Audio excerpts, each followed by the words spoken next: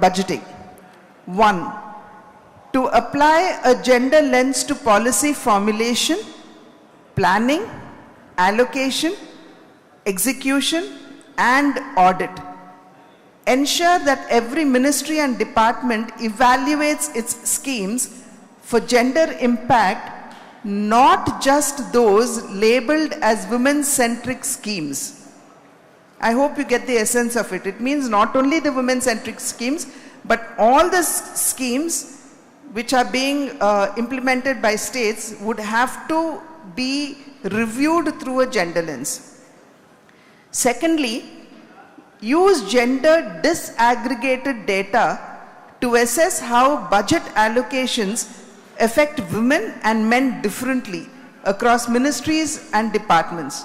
Because we do not have gender disaggregated data, and this point had come in yesterday. Third, enhance budgetary allocation towards indicators of human development, that is healthcare, education, industrial and vocational training, skill development, and entrepreneurship of women to scale up their employability, career prospect, and health. These will enable the women to play their role in achieving the goal of Viksit Bharat. 4. Monitor outcomes through tools like beneficiary assessments. 5. To publish annual gender budget statements to track allocations and outcomes. This normally is not done, so we have put that in the resolution. To promote public access to gender budgeting data to enhance civic engagement, oversight, and transparency. Transparency is very, very important for us here. 7. To institutionalize gender responsive budgeting, GRB, at both national and state levels with gender budget cells established across ministries and departments in the states. 8. To adopt gender responsive budgeting, GRB, for promoting decentralized and region specific gender interventions. Some regions may be lagging behind, so we have to have greater focus on such regions.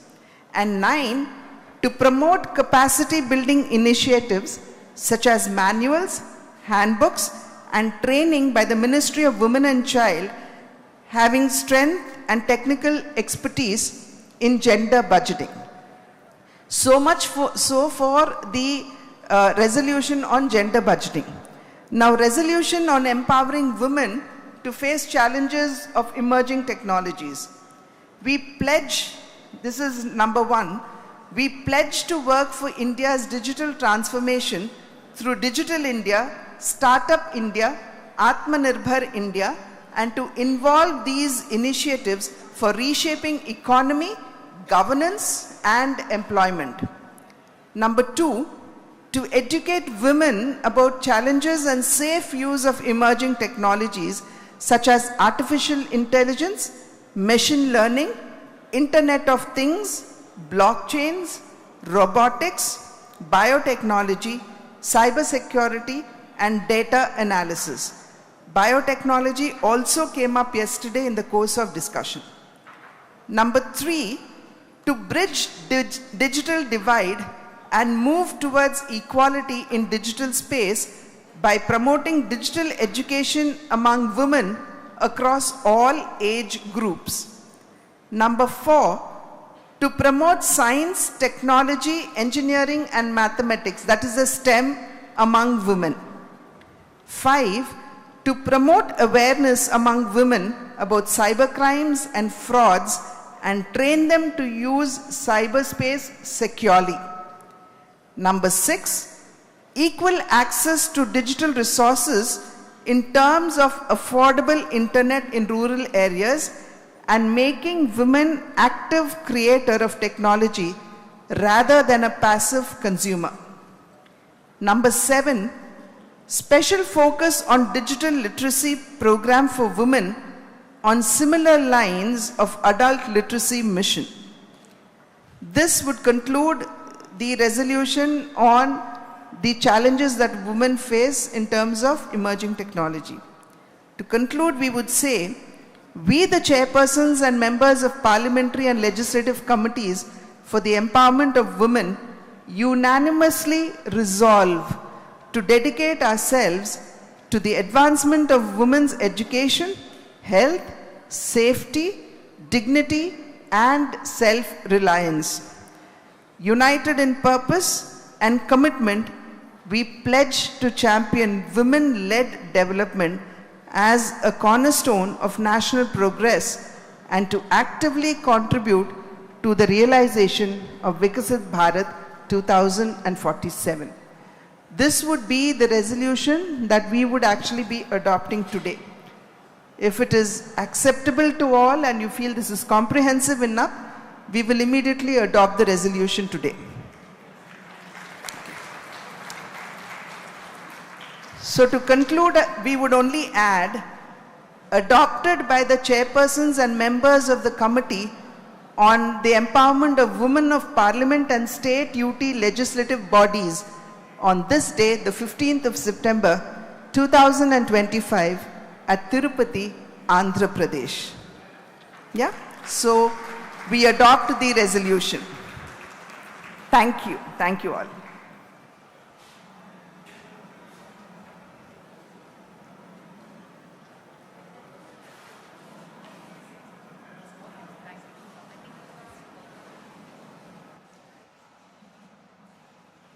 Thank you, madam. Thank you very much.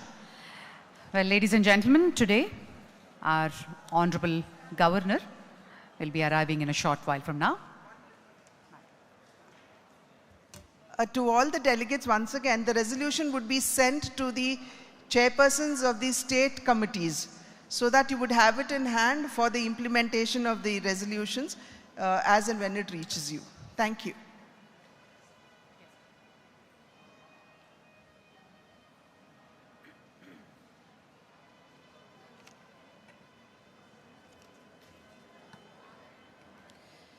Marking the valedictory function, His Excellency Shri S. Nazir Ji, Governor of Pradesh, has just arrived.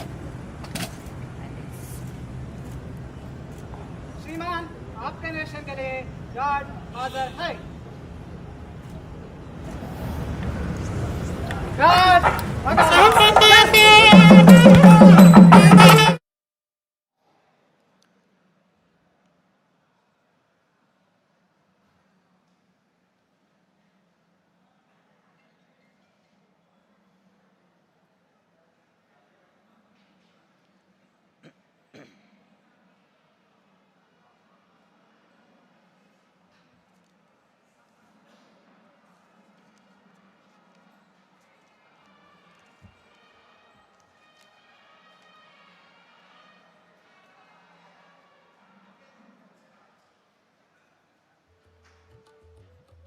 It gives us great pleasure to welcome our Governor of Andhra Pradesh, Shri Abdul Nazir Ji, to the first National Conference of Parliamentary and Legislative Committees on Empowerment of Women for the valedictory function.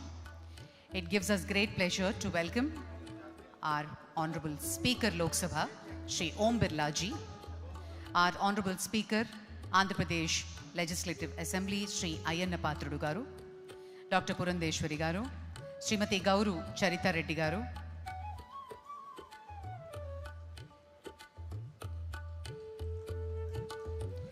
our Deputy Speaker, Shri Raghuramakrishna Raju Garu, and all the other dignitaries, a hearty and a warm welcome to the valedictory function.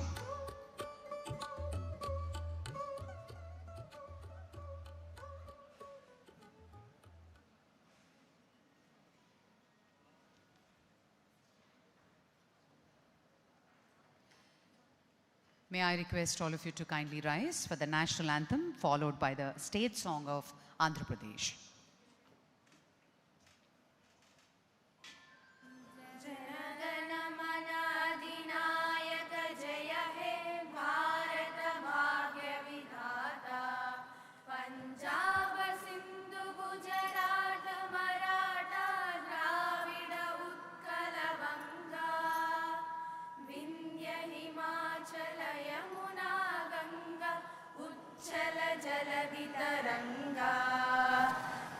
शुभ नामे जागे, तव शुभाशिष मागे, गाहे तव जय गाथा। जन गण मंगलदायक जय हे भारत भाग्य विधाता। जय हे जय हे जय हे जय जय जय जय हे। మా తెలుగు తల్లికి మల్లె పూదండ, మా కన్న తల్లికి మంగళారతులు। మా తెలుగు తల్లికి మల్లె పూదండ, మా కన్న తల్లికి మంగళారతులు।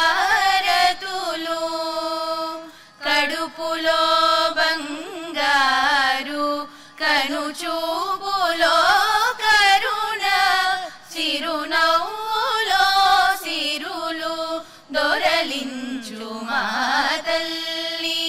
మా తెలుగు తల్లికి మల్లె పూదండ, మా కన్న తల్లికి మంగళారతులు।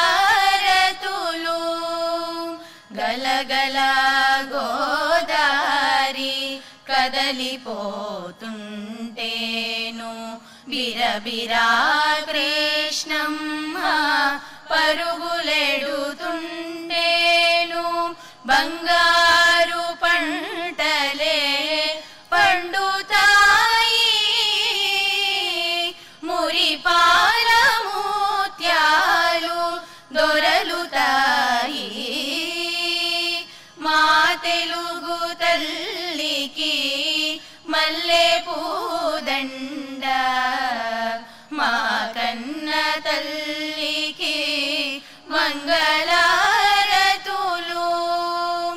అమరావతి నగర అపురూప శిల్పాలు, త్యాగయ్య గొంతులో తారాడు నాదాలు, తిక్కయ్య కలములో తీయందనాలు, నిత్యమై నిఖిలమై నిలచియుండేదాకా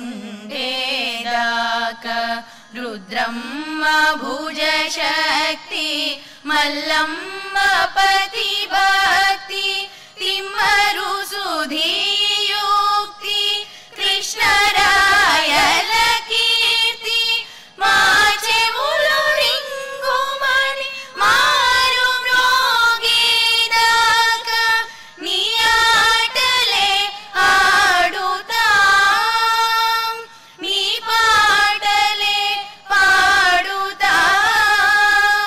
జై తెలుగు తల్లి, జై తెలుగు తల్లి, జై తెలుగు తల్లి।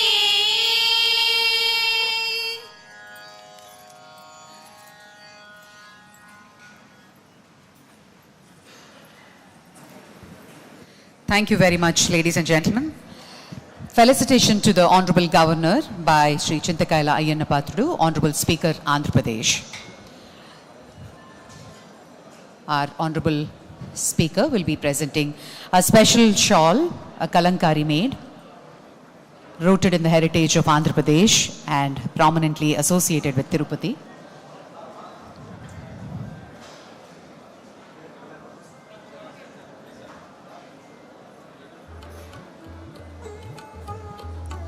And a special memento.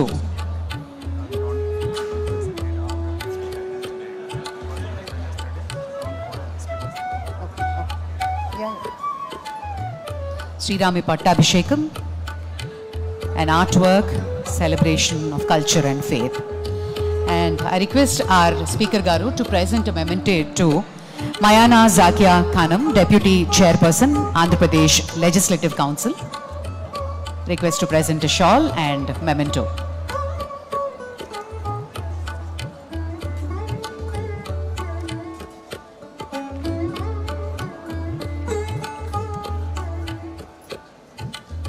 Shri Venkateshwara idol to Madam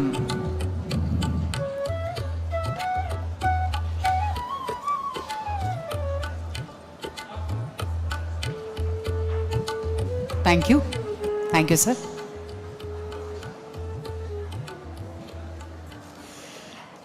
Ladies and gentlemen, I now request Shrimati Gauru Charita Reddy Garu, Honorable Chairperson of Committee on Welfare of Women, Children, Disabled and Old Aged, Andhra Pradesh Legislature, to address the gathering.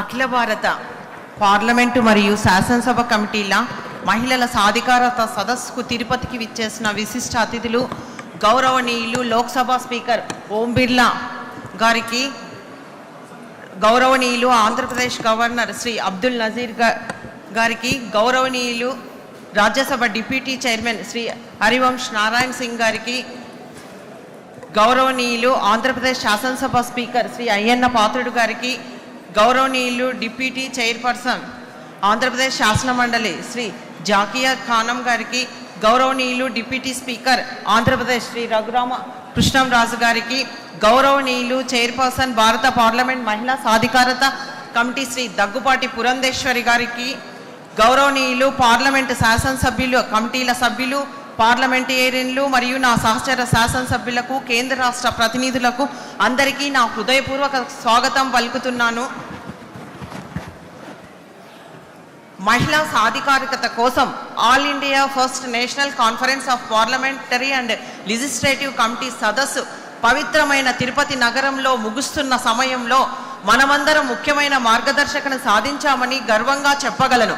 ఈ సదస్సు ద్వారా మనము ముఖ్యంగా తెలుసుకున్నది ఒకటే, మహిళా సాధికారత లేకుండా వికసిత్ భారత్ సాధ్యం కాదు, అలాగే మహిళా ప్రగతి లేకుండా వికసిత్ ఆంధ్రప్రదేశ్ కూడా అసాధ్యమని తెలుసుకున్నాం. ఈ 2 రోజుల్లో మహిళా సాధికారతకు గొప్ప ఆలోచనలు, అభిప్రాయాలు వినే అదృష్టం మనకందరికీ లభించింది. భారతదేశంలో మహిళా సాధికారతను మరింత ముందుకు తీసుకువెళ్ళడానికి ఈ సమీక్షా సమావేశం ద్వారా స్పష్టమైన మార్గాలను కూడా గుర్తించడం జరిగింది. ఈ సదస్సులో జెండర్ బడ్జెటింగ్ విషయంలో స్థానిక అవసరాలకు అనుగుణంగా మహిళా సాధికారతకు ప్రతిభావంతంగా తీసుకెళ్లడానికి మన అభిప్రాయాలను పంచుకోవడమైనది. విజనరీ లీడర్ గౌరవనీయులు మా రాష్ట్ర మంత్రివర్యులు నారా చంద్రబాబు నాయుడు గారు 30 సంవత్సరాల కిందనే ముందు చూపుతో మహిళా సాధికారత కోసం డ్వాక్రా ఉద్యమం ద్వారా 1 కోటి మంది గ్రామీణ పట్టణ నిరుపేద మహిళలను సంఘటితం చేయడం జరిగింది. దీనికి ఉదాహరణలే నా నియోజకవర్గంలోని ఓర్వకల్లు మండల మహిళా సమాఖ్య సాధించిన ప్రగతి మరియు విజయాలే నిదర్శనం. ఓర్వకల్లు ప్రాంతం ఎంతో వెనుకబడిన ప్రాంతం, అంతేకాకుండా అత్యధికంగా మహిళలు నిరక్షరాస్యులుగా ఉన్న ప్రాంతం. కరువు కాటకాలతో ప్రజలు ఇబ్బందులు పడేవారు. అదే సమయంలో సెల్ఫ్ హెల్ప్ గ్రూపులుగా ఏర్పడి వారు ఎంతో ప్రగతిని సాధించడం జరిగింది. వారు సాధించిన విజయాలను UNDP ద్వారా అవార్డు కూడా లభించింది. అవార్డు లభించిన స్ఫూర్తితో మరింతగా వారు బాధ్యతాయుతంగా ముందుకు సాగుచున్నారు. ఎలాంటి ప్రభుత్వ సహాయం లేకుండా మంచి స్కూల్ను ఏర్పాటు చేసుకొని మహిళా సంఘం ఆధ్వర్యంలోనే బాలభారతి స్కూల్ను నిర్వహించుచున్నారు. అలాగే వారు ఓర్వకల్ ఇండస్ట్రియల్ హబ్లో ఒక MSME పరిశ్రమను ఏర్పాటు చేసుకోవడానికి కూడా ప్రణాళికలు సిద్ధం చేసుకున్నారు. అంతేకాకుండా అక్కడ ఉన్న నిరుద్యోగ యువతీ యువకులకు స్కిల్ డెవలప్మెంట్ సెంటర్ను ఏర్పాటు చేసి ఉచితంగా శిక్షణ ఇచ్చి చదువుకున్న యువతీ యువకులకు ఉద్యోగ ఉపాధి అవకాశాలు కల్పిస్తున్నారని కూడా తెలియజేయడానికి నేను ఎంతో గర్వపడుతున్నాను. మరొక కీలక అంశం మనం చర్చించినది, మన భారతదేశము డిజిటలైజేషన్ వైపు వేగంగా ముందుకు వెళ్తుంది. కానీ లక్షలాది మహిళలు ముఖ్యంగా గ్రామీణ ప్రాంతంలో సామాజికంగా వెనుకబడిన వర్గాల్లో ఉన్నవారు ఇంకా మొబైల్ ఫోన్లకు, ఇంటర్నెట్లకి, డిజిటల్ విద్యకు దూరంగా ఉన్నారు.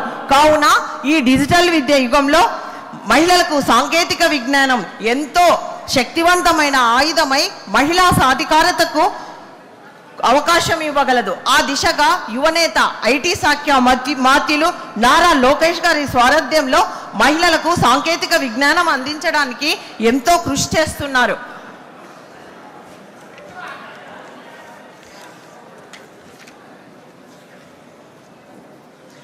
మహిళా సాధికారత కోసం మనం మన శాసనసభ మరియు పార్లమెంటరీ కమిటీల సభ్యులుగా ఈ సిఫారసులను వాస్తవిక రూపంలోనికి తీసుకురావాలన్న బాధ్యత మనపై ఉంది. ఈ సదస్సు నిర్ణయాలు కాగితాలపై పరిమితం కాకుండా మహిళల జీవితాల్లో మార్పు తీసుకురావాలి. భారతదేశంలో ప్రతి మహిళ గౌరవంగా, స్వేచ్ఛగా, ధైర్యంగా జీవించే అవకాశాన్ని పొందాలి. ఇదే ఈ సదస్సు యొక్క లక్ష్యం కావాలి. ఈ గొప్ప సదస్సును కలియుగ దైవం శ్రీ వెంకటేశ్వర స్వామి కొలువైన తిరుమల తిరుపతి నగరంలో నిర్వహించడానికి కారకులైన గౌరవ ముఖ్యమంత్రి వర్యులు నారా చంద్రబాబు నాయుడు గారికి, లోక్సభ స్పీకర్ శ్రీ ఓం బిర్లా గారికి, శ్రీ హరివంశ్ నారాయణ సింగ్ గారికి, శ్రీ అయ్యన్న పాత్రుడు గారికి, శ్రీ రఘురామ కృష్ణంరాజు గారికి, శ్రీమతి పురంధేశ్వరి గారికి, అలాగే ఈ సదస్సును విజయవంతం కావడానికి నిర్విరామంగా కృషి చేసి అన్ని సదుపాయాలు కల్పించిన అధికారులకు, అలాగే పాత్రికేయ మిత్రులకు నా హృదయపూర్వక ధన్యవాదాలు తెలియజేసుకుంటున్నాను. జై హింద్, జై ఆంధ్రప్రదేశ్, జై నారీ శక్తి. Thank you. Thank you very much, madam. Before I announce the next speech, ladies, may I request all of you to please settle down and calm down. The acoustics of this hall are really loud, so request all of you to please maintain silence. Thank you. I now request Dr. Purandheshwari Garu, Honorable Chairperson, Committee on the Empowerment of Women, Parliament of India, to address the gathering.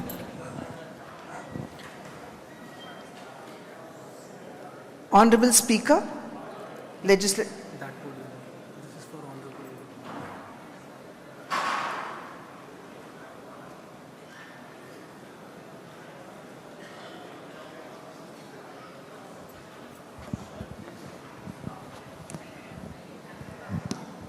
Honorable Speaker, Lok Sabha, Shri Om Birla Ji, Honorable Deputy Chairman, Rajya Sabha, Shri Harivansh Ji, Honorable Speaker, Assembly, Andhra Pradesh, Shri Ayyana Pathrudu Garu, Deputy Speaker, Legislative Assembly, Andhra Pradesh, Shri Raghuram Krishnamraj Garu, Deputy Chairperson, AP Legislative Council, Zakya Garu, Gauru Charita Garu, and all the chairpersons of the Committee on Women Empowerment, MPs, MLAs, Secretary Generals of Lok Sabha, Rajya Sabha and Andhra Pradesh Legislative Assembly, ladies and gentlemen. Now we have come to the close of the conference of the chairpersons of the Committee of Empowerment of Women of Parliament and State Union Territory Legislatures. I deeply appreciate each one of you for your active participation and meaningful contributions. During the last few hours, we have interacted, shared our ideas, and have also had the benefit of focused presentations and speeches. This conference has indeed been a great success, and I'm sure the deliberations that we have had would be of great help in our efforts to address the different challenges that we are facing today as legislators and representatives in public life. The overall theme of the conference, that is Women-Led Development for Viksit Bharat, was very relevant and appropriate. If we look around, we can see that there is a fundamental shift in the national mindset. It is no longer women's participation, it is about women-led development. The mission of Viksit Bharat 2047 will be realized with women at the forefront. Over the course of this conference, we have shared valuable insights, policy experiences, success stories, and constructive strategies, all centered around one powerful belief that development of India cannot happen without women leading it. And as we gather here today, at the culmination of this remarkable historic initiative, it is not just a moment of conclusion, It is a moment of creative or collective commitment with a renewed purpose. The uniqueness of this conference lies in the powerful convergence of leadership from both Parliament and state UT legislators, all of the members of the parliamentary panel members from state UT legislative assemblies who are united by a shared responsibilities, that is to ensure that women's voices are not only heard but are instrumental in shaping the future of India. This conference carries a special significance. It is a reflection of the prevailing and growing reality. During the plenary discussions of the conference, we discussed two sub-themes. They were gender responsive budgeting and empowering women to face the challenges of emerging technologies. It was an educative experience for all of us to have exchanged views on these themes. Friends, the Committee on the Empowerment of Women are not just the constitution of an apex body for women. Let us remember that we are the custodians of change. We play a pivotal role in scrutinizing policies, examining implementation, protecting rights, and ensuring justice and equity for the women of our country. The mandate of the committee is to review and monitor the measures taken by the governments in direction of securing for women equality, status, and dignity in all spheres. The functions of the committee include considering the reports submitted by the National Commission for Women and to report the measures taken by the Union government for improving status conditions of women. And in today's context, our role becomes even more critical as we move from the phase of women's empowerment to the next milestone, and that is women-led development. Honorable Prime Minister Shri Narendra Modi ji's vision of a Viksit Bharat by 2047 outlines an India that is prosperous, inclusive, resilient, and globally competitive. In this vision, Nari Shakti is not on the sidelines. She is in front, she is in the center, leading India's growth journey in every sector, be it education, health, economy, governance, or innovation. This marks a paradigm shift. Indian women are no longer passive participants but strategic leaders across diverse fields like space, civil services, and innovation. From Chandrayaan 3's Kalpana Chawla to Aditya Nigar Shaji, women have led India's space glory. No longer is development being done for women, it is being done by women and, more importantly, led by women. From village level entrepreneurs to CEOs of global firms, from ASHA workers to IAS officers, from local panchayat members to members of parliament, women are increasingly at the helm of change. It is this leadership we must now institutionalize, nurture, and scale. It is astonishing to note that women's participation in formal workforce is rising significantly, with 1.56 crore women joining self-employment. Self-employment itself has grown by 30% in recent years, reflecting increasing economic independence. The government's focus has shifted from women's development to women-led development, supported by 70 centrally sponsored schemes and 400 schemes supported by the states in promoting women entrepreneurship. Gender budgets have surged by 429% over the last decade. Programs like Startup India, Pradhan Mantri Mudra Yojana, the Pradhan Mantri Swanidhi have empowered women entrepreneurs and street vendors, while women-led MSMEs have doubled and generated millions of jobs. Women now play a crucial role in India's economic expansion, with the government committed to fostering an inclusive environment that empowers Nari Shakti through education, skills, and equal opportunities, driving India towards a developed nation. This shift towards women-led development reflects a broader, more collaborative and empathetic approach to leadership focused on long-term growth. I wish to place on record my sincere thanks to Sudha Murty ji, Mahima ji, the member of the Parliamentary Committee on Empowerment of Women, Ms. Lokam Nagamadhavi ji, Shrimati Grishma Kavali, and members of the Women Empowerment Committee of Andhra Pradesh Legislative Assembly for presiding over the thematic sessions and smooth conduction and deliberations. Also, I would like to thank all the chairpersons and members of the legislative committees for their enthusiastic participation and for sharing best practices, challenges, and the way forward to overcome the challenges.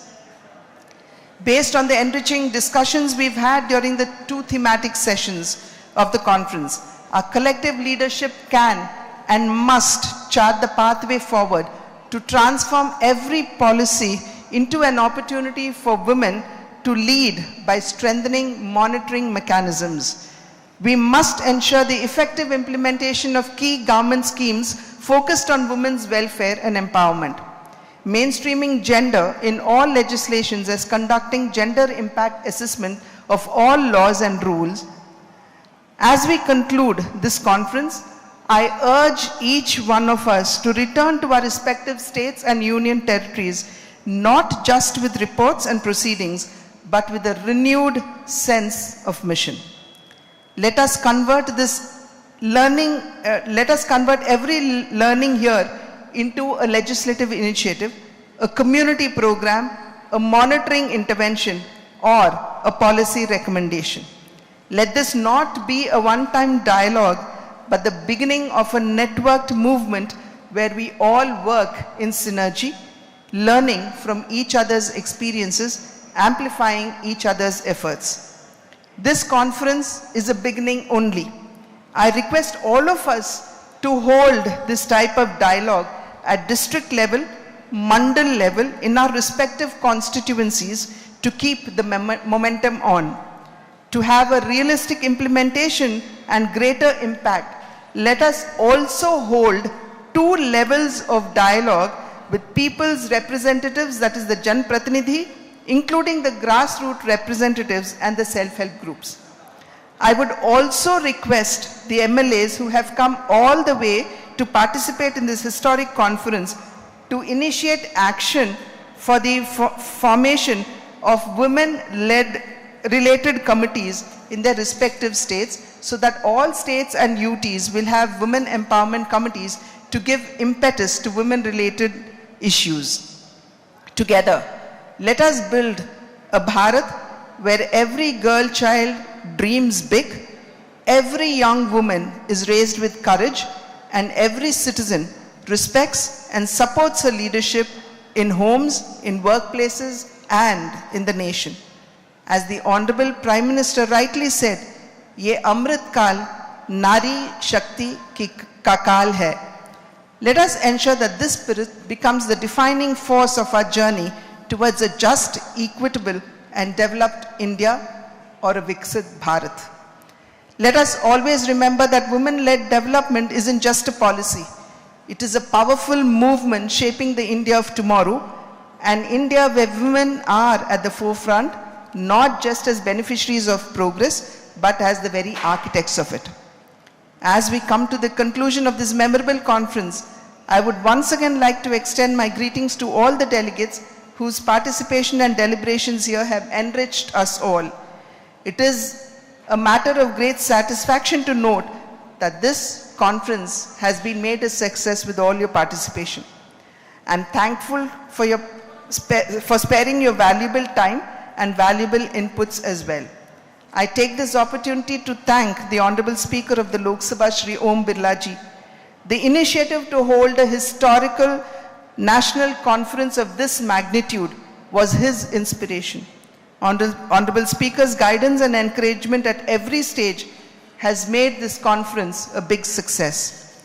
I also take this opportunity to express my sincere gratitude to the Honorable Chief Minister of Andhra Pradesh, Shri Nara Chandrababu Naidu Garu, Honorable Speaker of Andhra Pradesh Legislative Assembly, Shri Ayana Patrudu Garu, the Deputy Speaker, Shri Raghuram Krishnam Raju Garu, the various departments of the Andhra Pradesh government and other agencies who wholeheartedly extended their cooperation in making this conference a grand success, and for extending a warm welcome to all the delegates.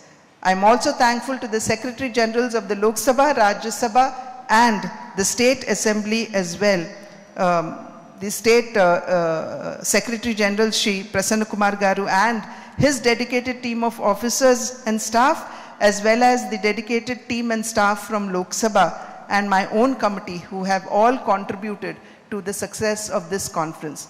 I would only end by a small shloka which says, Chaduvan nerturu purushul valane shastrambul patimpinchucho adamun nerturu shatru senala dhanur vyaparamul nerpucho muditotsahamutoda nela galeri yurvim pratistinchucho muditul nervagarani vidya galade muddara nerpinchinan. There is nothing that a woman can never achieve and do. She needs to believe in herself, needs to improve her own self-confidence, and once she steps forward, she can always be the leader of the nation's development. Thank you. Thank you, madam. Thank you very much. ఇప్పుడు మా గౌరవ speaker Andhra Pradesh legislative assembly Shri Chintakayala Ayyanna Patrudu గారిని తమ అమూల్య సందేశాన్ని ఇవ్వవలసిందిగా మనవి చేస్తున్నాం.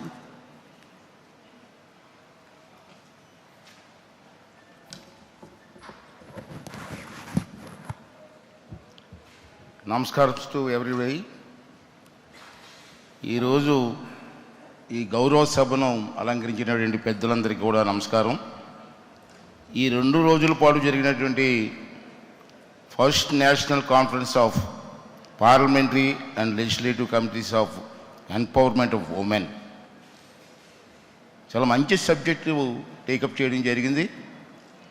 ఏ రాష్ట్రమైనా, ఏ దేశమైనా, ఏ గ్రామమైనా అభివృద్ధి చెందాలంటే నారీమణులు ముందుకు రావాలి.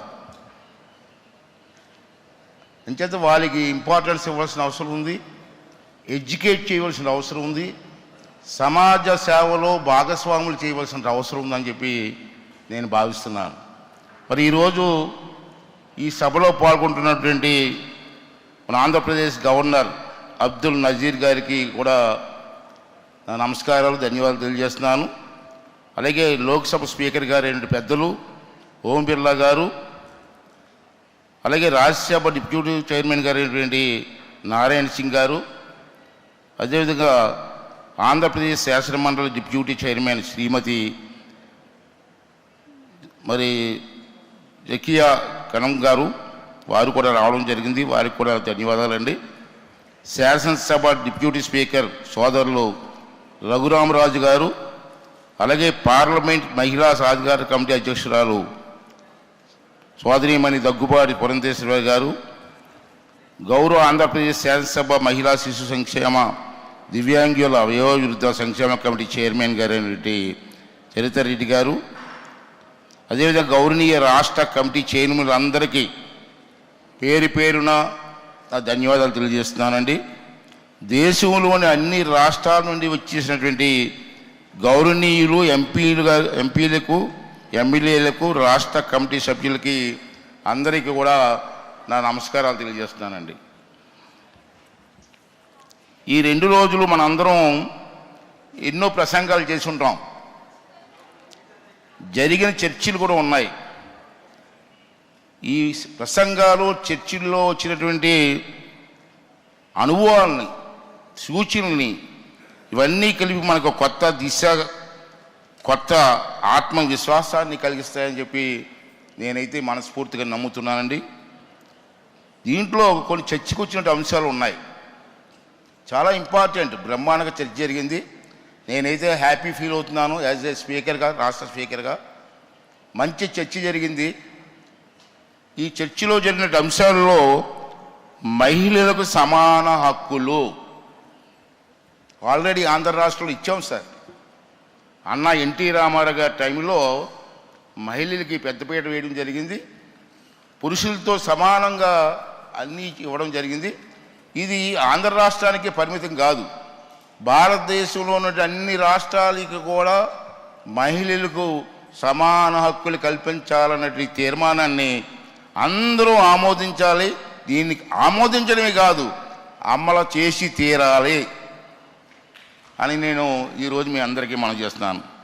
రాజకీయాల్లో మరింత ప్రాధాన్యత. నేను ఫస్ట్ టైం ఎమ్మెల్యే 1983లో అయ్యా. అప్పుడు ఎమ్మెల్యేలు లేడీస్ ఎమ్మెల్యేలు లేరు, పంచాయతీ ప్రెసిడెంట్స్ లేరు. ఎన్టీ రామారావు గారు వచ్చిన తర్వాత స్థానిక సంస్థల్లో ఎమ్మెల్యేస్ ఎంపీస్లో మహిళలకి సరైన ప్రాతినిధ్యం ఇవ్వాలని చెప్పి ఒక నిర్ణయం తీసుకోవడం జరిగింది. ఇది అన్ని రాష్ట్రాల్లో జరగాలి, అన్ని పంచాయతీల్లో జరగాలి, అన్ని జిల్లాల్లో జరగాలన్నది నా ఆకాంక్ష. దాన్ని మన అందరం కూడా నెరవేర్చవలసినటువంటి అవసరం ఉందని చెప్పి మనం చేస్తున్నాను. మొన్న అసెంబ్లీ ఎన్నికల్లో ఆంధ్ర రాష్ట్రంలో మహిళలు ఎంతమంది ఉన్నారమ్మా? 22 ఓన్లీ ఇన్ అసెంబ్లీ. అది కాకుండా కౌన్సిల్ వేరేగా ఉంది. అదేవిధంగా అన్ని రాష్ట్రాల్లో కూడా మహిళలకు ప్రాతినిధ్యం ఇవ్వాలని చెప్పి నేను మనస్ఫూర్తిగా ఆహ్వానిస్తానండి. విద్యా, ఉపాధి, ఆర్థికంగా అవకాశాలు మహిళలకి గ్రామీణ స్థాయిలో ఒక అవగాహన కల్పించగలిగితే, మహిళల్ని ఎడ్యుకేట్ చేయగలిగితే సమాజం గురించి తప్పనిసరిగా ఏ దేశమైనా, ఏ రాష్ట్రమైనా, ఏ జిల్లా అయినా, ఏ గ్రామమైనా అభివృద్ధి చెందుతుందన్న విశ్వాసం నాకైతే ఉంది. దాన్ని మీరు అందరూ కూడా మనస్ఫూర్తిగా అభినందించి సపోర్ట్ చేయవలసిన అవసరం కూడా ఉందని చెప్పి మనం చేస్తున్నాను. తర్వాత లా అండ్ ఆర్డర్, సురక్షిత సమాజ నిర్మాణం, ఇది చాలా అవసరం. ఏ రాష్ట్రానికైనా ఎంత అభివృద్ధి చెందినా, ఎంత అభివృద్ధి చేసినా లా అండ్ ఆర్డర్ కంట్రోల్లో లేకపోతే అది అభివృద్ధి జరగదు, అది అభివృద్ధి కాదు. ముందు లా అండ్ ఆర్డర్ని కూడా మనం కంట్రోల్ చేయవలసినటువంటి అవసరం ఉందని చెప్పి ఈ సందర్భం మనం చేస్తూ, ఈ కాన్ఫరెన్స్ ద్వారా ఒక స్వచ్ఛమైన సందేశం వెలువడింది. మహిళలు సాధికారత పార్టీలు అనేది పార్టీలు, రాష్ట్రాలు, భాషలు, సరిహద్దులు అన్నిటినీ అధికంగా మనందరం కలిసి ముందుకు తీసుకెళ్లవలసిన అవసరం ఉందని చెప్పి నేను భావిస్తున్నాను. మహిళా శక్తి సమాజ ప్రగతి శక్తి. ఈ శక్తిని సరైన దిశలో వినియోగించగలిగితే ఈ దేశం మరింత బలపడుతుందని చెప్పి ఈ సమావేశంలో మీ అందరికీ కూడా మనవి చేస్తున్నాను. ఈ చారిత్రక సమావేశం తిరుపతిలో మన వెంకన్న స్వామి సన్నిధిలో జరగడం చాలా ఆనందదాయకమైనది, శుభదాయకం అని చెప్పి ఈ సందర్భంలో మనం చేస్తూ, ప్రతి ఏటా ఇలాంటి సమావేశాలు జరగాలని నేను ఆశిస్తూ, మూడు ఏళ్ళ తర్వాత ఈ సదస్సును ఎందుకు 3 years అన్నానంటే, వాట్ ఇస్ రీజన్ ఏంటంటే, ఇప్పుడే అమరావతి క్యాపిటల్ రెడీ అవుతుంది. After 3 years I'm requesting the Purandeswari and other dignities, after 3 years ఈ అవకాశం మళ్ళీ మాకు అమరావతిలో చేసుకునే అవకాశం మాకు కల్పించాలని చెప్పి I'm requesting all the elders అండి, please kindly consider my request sir. రాష్ట్ర నూతన రాజధాని అమరావతిలో జరగాలి, that is my request sir. ఈ సదస్సును విజయవంతం చేసిన అన్ని రాష్ట్రాల నుంచి, ఆల్ స్టేట్స్ నుంచి డెలిగేట్స్ వచ్చారు, ఎమ్మెల్యేస్ వచ్చారు, పెద్దలందరూ వచ్చారు. చాలా సంతోషం అండి. వాళ్ళందరికీ పేరున మా రాష్ట్ర ప్రభుత్వం తరఫున, మా తరఫున ధన్యవాదాలు తెలియజేస్తున్నాను. ఈ సదస్సు విజయవంతం చేసిన రాష్ట్రాల నుంచి వచ్చిన అన్ని గౌరవ సభ్యుల యంత్రాంగానికి కూడా నా ధన్యవాదాలు తెలియజేస్తున్నాను. దీన్ని ఎంతో ప్రోత్సహించినటువంటి మన లోక్సభ స్పీకర్ గారు, వారికి కూడా మనస్ఫూర్తి ధన్యవాదాలు చెప్పాల్సిన అవసరం ఉంది. ఎప్పుడు వెళ్ళినా ఈ సమావేశాల గురించి మాట్లాడుతూనే ఉన్నారు, వారు ఎంకరేజ్ చేస్తూనే ఉన్నారు. నేను వస్తాను, I will be 2 days in your state అని చెప్పి చెప్తూ ఉన్నారు. అంచేత వారికి కూడా మనస్ఫూర్తి ధన్యవాదాలు తెలుపుకుంటూ, అదేవిధంగా మనందరం కలిసి నడిస్తే, లాస్ట్లో ఒక స్లోగన్ అండి, మనందరం కలిసి నడిస్తే మహిళా సాధికారత కళ కాదు, డ్రీమ్ కాదు, అది త్వరలోనే ఒక సత్యం అవుతుంది, నిజం అవుతుంది. దానికి మీరు అందరూ కూడా పూర్తిగా చేయగలిపి మనస్ఫూర్తిగా పనిచేయాలని చెప్పి ఈ సభ ద్వారా మీ అందరినీ కూడా రిక్వెస్ట్ చేస్తానండి. అదేవిధంగా ఈరోజు మనందరం కలిసి నడిస్తే చెప్పాను నేను. ఈ సందర్భంగా ఈ 2 days నేను ఇక్కడే ఉన్నాను, లాస్ట్ వీక్ కూడా ఇక్కడే ఉన్నాను ఈ ఏర్పాటు చూడడానికి. Really I'm very thankful to the district administration, collector గారు కానీ, పోలీస్ ఎస్పీ గారు కానీ, పోలీస్ టీం కానీ, అదే మున్సిపల్ కమిషనర్ గారు, వారు పోలీసు అందరూ, స్థానిక నాయకులు అందరూ కలిసి సభను విజయవంతం చేయడం కోసం నాకు పూర్తి సహకారాన్ని గవర్నమెంట్కి మాకు ఇచ్చినటువంటి ప్రతి ఒక్కరికి కూడా ఈ సభ ద్వారా, మా ద్వారా, మీ ద్వారా, అందరి ద్వారా వారికి మరొకసారి ధన్యవాదాలు తెలుపుకుంటూ థ్యాంక్ యూ వెరీ మచ్ అండి. Thank you. జై హింద్, జై Andhra Pradesh. Thank you sir. Thank you, sir. Thank you very much. I now request our Honorable Deputy Chairman Rajya Sabha, Shri Harivansh Narayan Singh Ji, to address the gathering.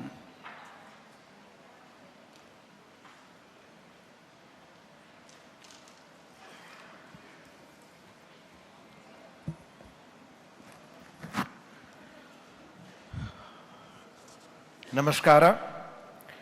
Honorable Governor Andhra Pradesh, Mahamahim S. Abdul Nazir Ji, Honorable Lok Sabha Speaker, respected Shri Om Birla Ji, Honorable Speaker Andhra Pradesh, Shri N. Patrudu Garu, Honorable Deputy Speaker of Assembly, Raghu Ramakrishna Raju Garu, Honorable Chairperson Committee on Empowerment of Women, Shrimati Daggu Bati Purandheshwari Ji, Honorable Deputy Chairperson Andhra Pradesh Legislative Council, Shrimati Maina Jhakia Khanam Ji, Chairperson of Committee on Welfare Women, Children, Disabled and the Old Aged, Shrimati Gauru Charita Reddy Ji, Honorable Members of Parliament, members from various state legislatures and committees, Secretary General Lok Sabha and other dignitaries.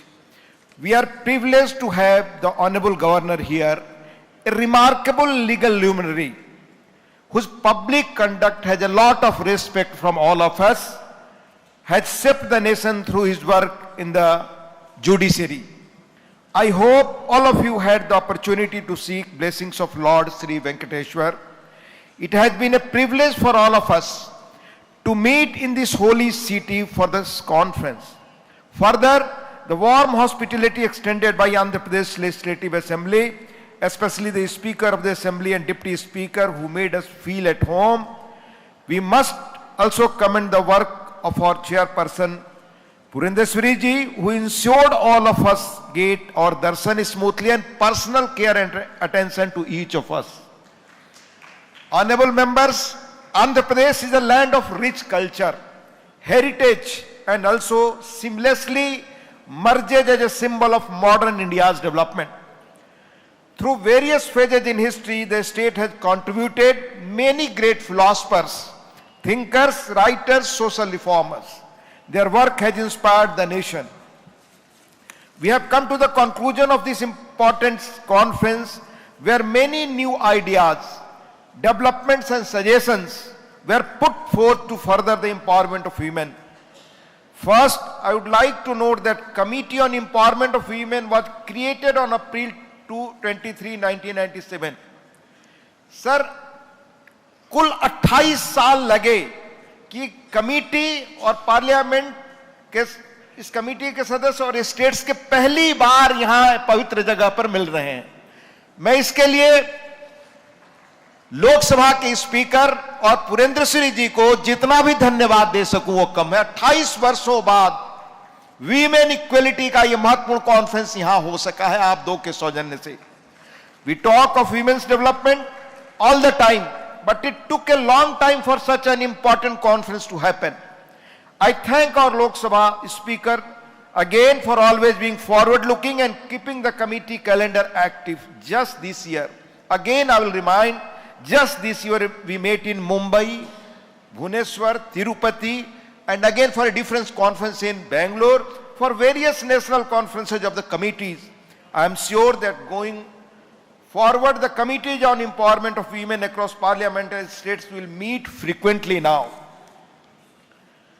Shrimati Purandheshwari ji observed every minute of the proceedings and ensured the discussion was conducted in an organized manner. That way she is a natural leader. Both the themes from yesterday's discussion were timely and important to deliberate for a more inclusive future. I must congratulate each and every one of you for the high standard of the discussion. As a presiding officer in Rajya Sabha और माननीय Lok Sabha speaker साहब के आदेश से मैं बैठ करके बहुत देर तक सुनता रहा. I could not help but notice the calm way in which everyone spoke and yet made defective points on the relevant subject, sir. There is certainly a need for our male members, us, in legislatures to learn a lot, sir. हम पुरुषों को बहुत कुछ सीखने को कल मिला, जिस शालीनता से आप सबने बिना डिस्टरबेंस के, बिना तनाव के स्मूथली कंडक्ट किया और अपनी बातें रखी. If we imbibe these virtues, the job of presiding officer, sir, would be a lot easier and the house would function more productively and smoothly. On the other hand, I hope Sudha ji and Mahima Kumari ji got a sense of difficulty presiding officers, got a sense of and challenge which presiding officers passes daily, sir, every minute and every second face when everyone asks for more time to speak. 20 members from parliament and state legislatures participated in 2 themes. और मैं उल्लेख करना चाहूंगा sir, Shrimati Nilima कत्यार Uttar Pradesh से दोनों विषयों पर बोली और बहुत ऑब्जेक्टिव पॉइंट्स उन्होंने रखा. और श्रीमती कल्पना मुर्मू सोरेन बहुत अच्छी तरह से, हम सहमत लोग बहुत पर्टिनेंट और बहुत अच्छी तरह से उन्होंने अपने पॉइंट्स को रखा. इसी तरह अगर मुझे समय होता मैं हर एक आपके जिन स्पीकर्स को सुना, अलग अलग कॉर्नर से उन्होंने बहुत ही बेहतर ढंग से अपनी बातें रखी. मेरी उन सबको बधाई. And this all issues covered different aspects of general budgeting and women's welfare. Shrimati Sudha Murthy ji too brings with her deep knowledge and wisdom. And there are many others whose speeches helped me to learn a lot. In ancient Jain texts, sir, there is a mention of 3 types of debates. And one of it refers to a style of debate where answers offered. Sir मैंने जितने लोगों को सुना उन्होंने problems तो narrate किया ही, साथ साथ सॉल्यूशंस भी बताए.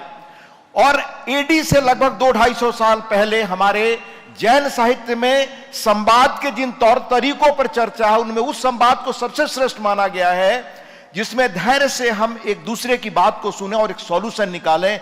उस तरह की कल यहां चर्चा हुई, इसलिए भी आप सबको इसके आयोजन के लिए बहुत धन्यवाद. During yesterday's discussion, members not just identified key challenges, but also spoke about solutions and the path ahead. Sir, social reformer and educator Savitribai Phule, who championed women's rights, had said that, I quote, "In educating women, we educate generations and shape just society," unquote. As much as these words are relevant for conventional education, it is even more relevant in the age of technology. From access to mobile phones to benefiting from digital services, women empowerment can help a huge leap in the age of digital era. And the discussions yesterday highlighted how, alongside key opportunities, we must also think about a range of challenges ahead. We must also focus on many innovative practices in policies and in the discussion in our legislatures around women-centric subjects. Our Honorable Lok Sabha Speaker too has taken initiatives to dedicate 0 hour, and in Rajya Sabha too also, 0 hour for women legislatures and encourage more women members to participate. As I said yesterday, that the journey of each member here is an unique and inspirational. Your participation in debates on legislation brings an important perspective of looking at public policy from a gender perspective and nudge the governments to address any gap. Honorable members, over the last 10 years, we have seen several new schemes and policies designed for the welfare of women. Prime Minister Honorable Narendra Modi ji has routinely emphasized the empowerment of women is necessary for India's development in 21st century. And many of the schemes have directly impacted the quality of life of women, even improved awareness in the society about girl child through the Beti Bachao, Beti Padhao campaign. In addition, the positive impact of these policies, we are also seeing many remarkable achievements by women, जिसके बारे में भी बहुत अच्छी तरह से आपने बताया. On May 30, 2025, the National Defence Academy marked a historic milestone as 17 female cadets graduated for the first time. The strong message to the world sent by 2 women officers during Operation Sindoor has inspired all of us.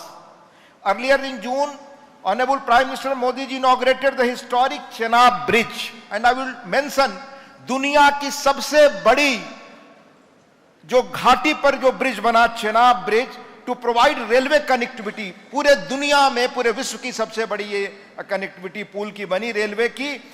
It is the world's highest rail bridge.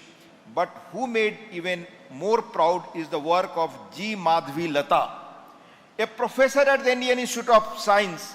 She played an important role across 17 years of the project. 17 वर्षों तक project पर काम करके उस महिला के सौजन्य से दुनिया का सबसे बड़ा रेल ब्रिज भारत ने बनाया. And it was not usual work. Using her geological expertise, she innovated in real time to overcome various geographical problems that came in the way. Today, women comprise about 20% of the workforce of ISRO. And we are already aware of the successful women scientists part of the Chandrayaan-3 launch. Women achieving glory in the STEM sector is remarkable, not just for the profession, but it's also a platform for social change. These developments force people to change their thinking about role of women. अंत में 2 point और मैं mention करना चाहूंगा. Honorable members, during the discussion on gender budgeting, there were many interesting points raised, but one aspect that we must all think about is the efficiency of budget and also how to expand the revenues to finance our needs. आज दुनिया में आर्थिक ताकत ही मूल है, और ये आज की बात नहीं है. आज जो दुनिया के जियो पॉलिटिक्स से अगर आप इकोनॉमिक पावर नहीं है तो nobody bothers for you. It's a simple truth. आज भारत दुनिया की चौथी बड़ी अर्थव्यवस्था है, दुनिया केयर करती है उसको. बहुत पहले चाणक्य जी ने पहला एम्पायर खड़ा किया. उन्होंने कहा था कोष मूलोदंड, अर्थात राजकोष ही रीढ़ है, राजकोष का खजाना ही देश की रीढ़ है. कल मैं जब आपका बजट पर चर्चा सुन रहा था तो everyone speaks about increasing the budget for particular sector or ministry. Definitely there are valid grounds, but at the same time we must also look at the quality of spending and whether every rupee spent is giving us the best outcomes. मैं जब parliament में आया तो माननीय सदस्यों को budget पर बोलते हुए सिर्फ ये सुनता था, डिफेंस में ये बढ़ा दें, एडुकेशन में ये बढ़ा दें, बड़े देश इतना खर्च करते हैं, भारत इतना खर्च करता है. पर किसी ने, बहुत कम लोग, रेयर मैंने सुना कि पैसा आएगा कहां से, income from where it will come. हम उस पर भी गौर करें. एंड आई अर्ज every committee of the respective states and parliament to think about this and adopt innovative way in communicating the importance of gender budgeting to the government. And income kahan se generate hoga? If we look from a social lens, many of the families in India have historically seen women being more efficient in managing household finance. इसलिए मेरा ये सुझाव है कि in a similar way I am sure that the work of committees can bring a new perspective towards efficiency of budgets at the national level. थोड़े से budget में घर बेहतर चलाने की कला हम अपने घर पे महिलाओं को देखते हैं. देश दुनिया की सबसे बड़ी आबादी और क्षेत्रफल में आप 6ठे या 7वें, कैसे हम इसी लिमिटेड इनकम में दुनिया में अपनी आर्थिक ताकत बना सकें, ये आप बहुत अच्छी तरह कर सकती हैं, मुझे विश्वास है. And it was pointed out yesterday, India's vision of a developed nation by 2047 cannot be complete without women being an integral part of every aspect of economic development. And to reach that objective, conferences like this and regular meetings of the committees will play an important role to regularly check the progress we have made. In the end, I would like to leave you with the short but insightful wisdom of Durgabai Deshmukh, who was from here. Durgabai Deshmukh was from here, from this place.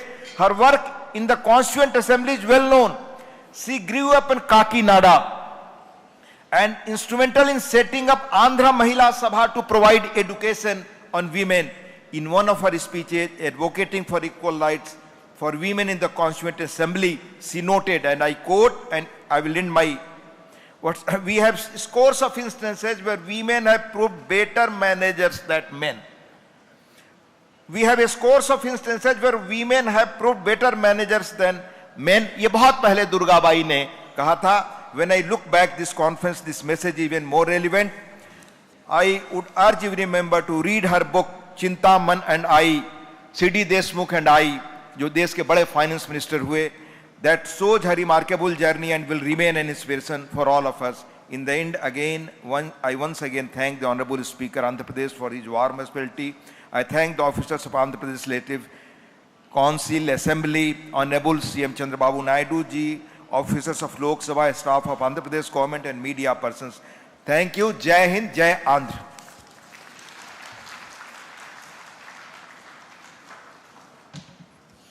Thank you sir, thank you very much, बहुत बहुत धन्यवाद।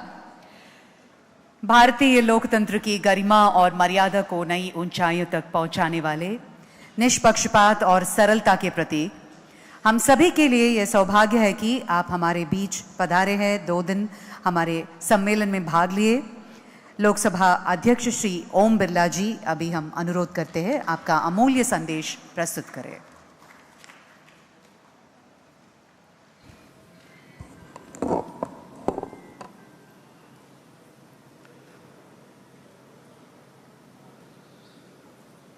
महिला सशक्तिकरण में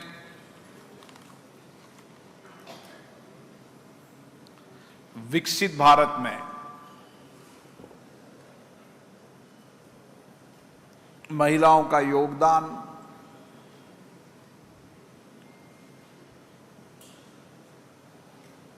और इस देश के अंदर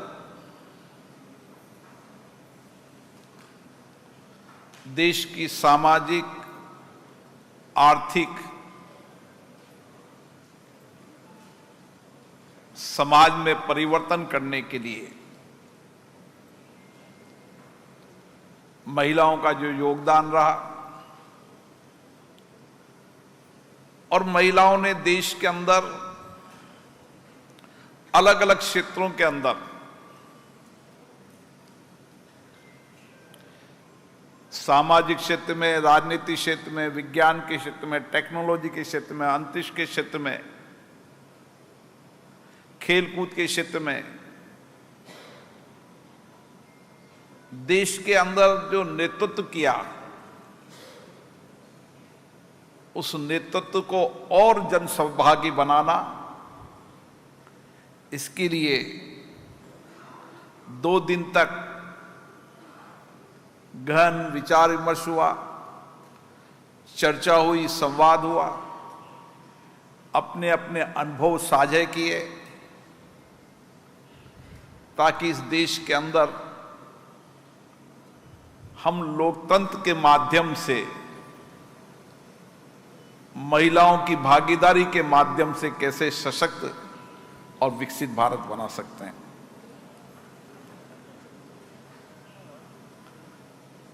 आज हमें खुशी है कि हमारी देश की महिलाएं लगातार हर क्षेत्र में नेतृत्व कर रही हैं और यही हमारे लोकतंत्र की ताकत है। आज अंतर्राष्ट्रीय लोकतंत्र दिवस है। दुनिया के अंदर भारत का लोकतंत्र आजादी का बाद का लोकतंत्र नहीं है। भारत का लोकतंत्र हमारी प्राचीनतम हर पद्धति के अंदर, हमारे हर कार्य के अंदर,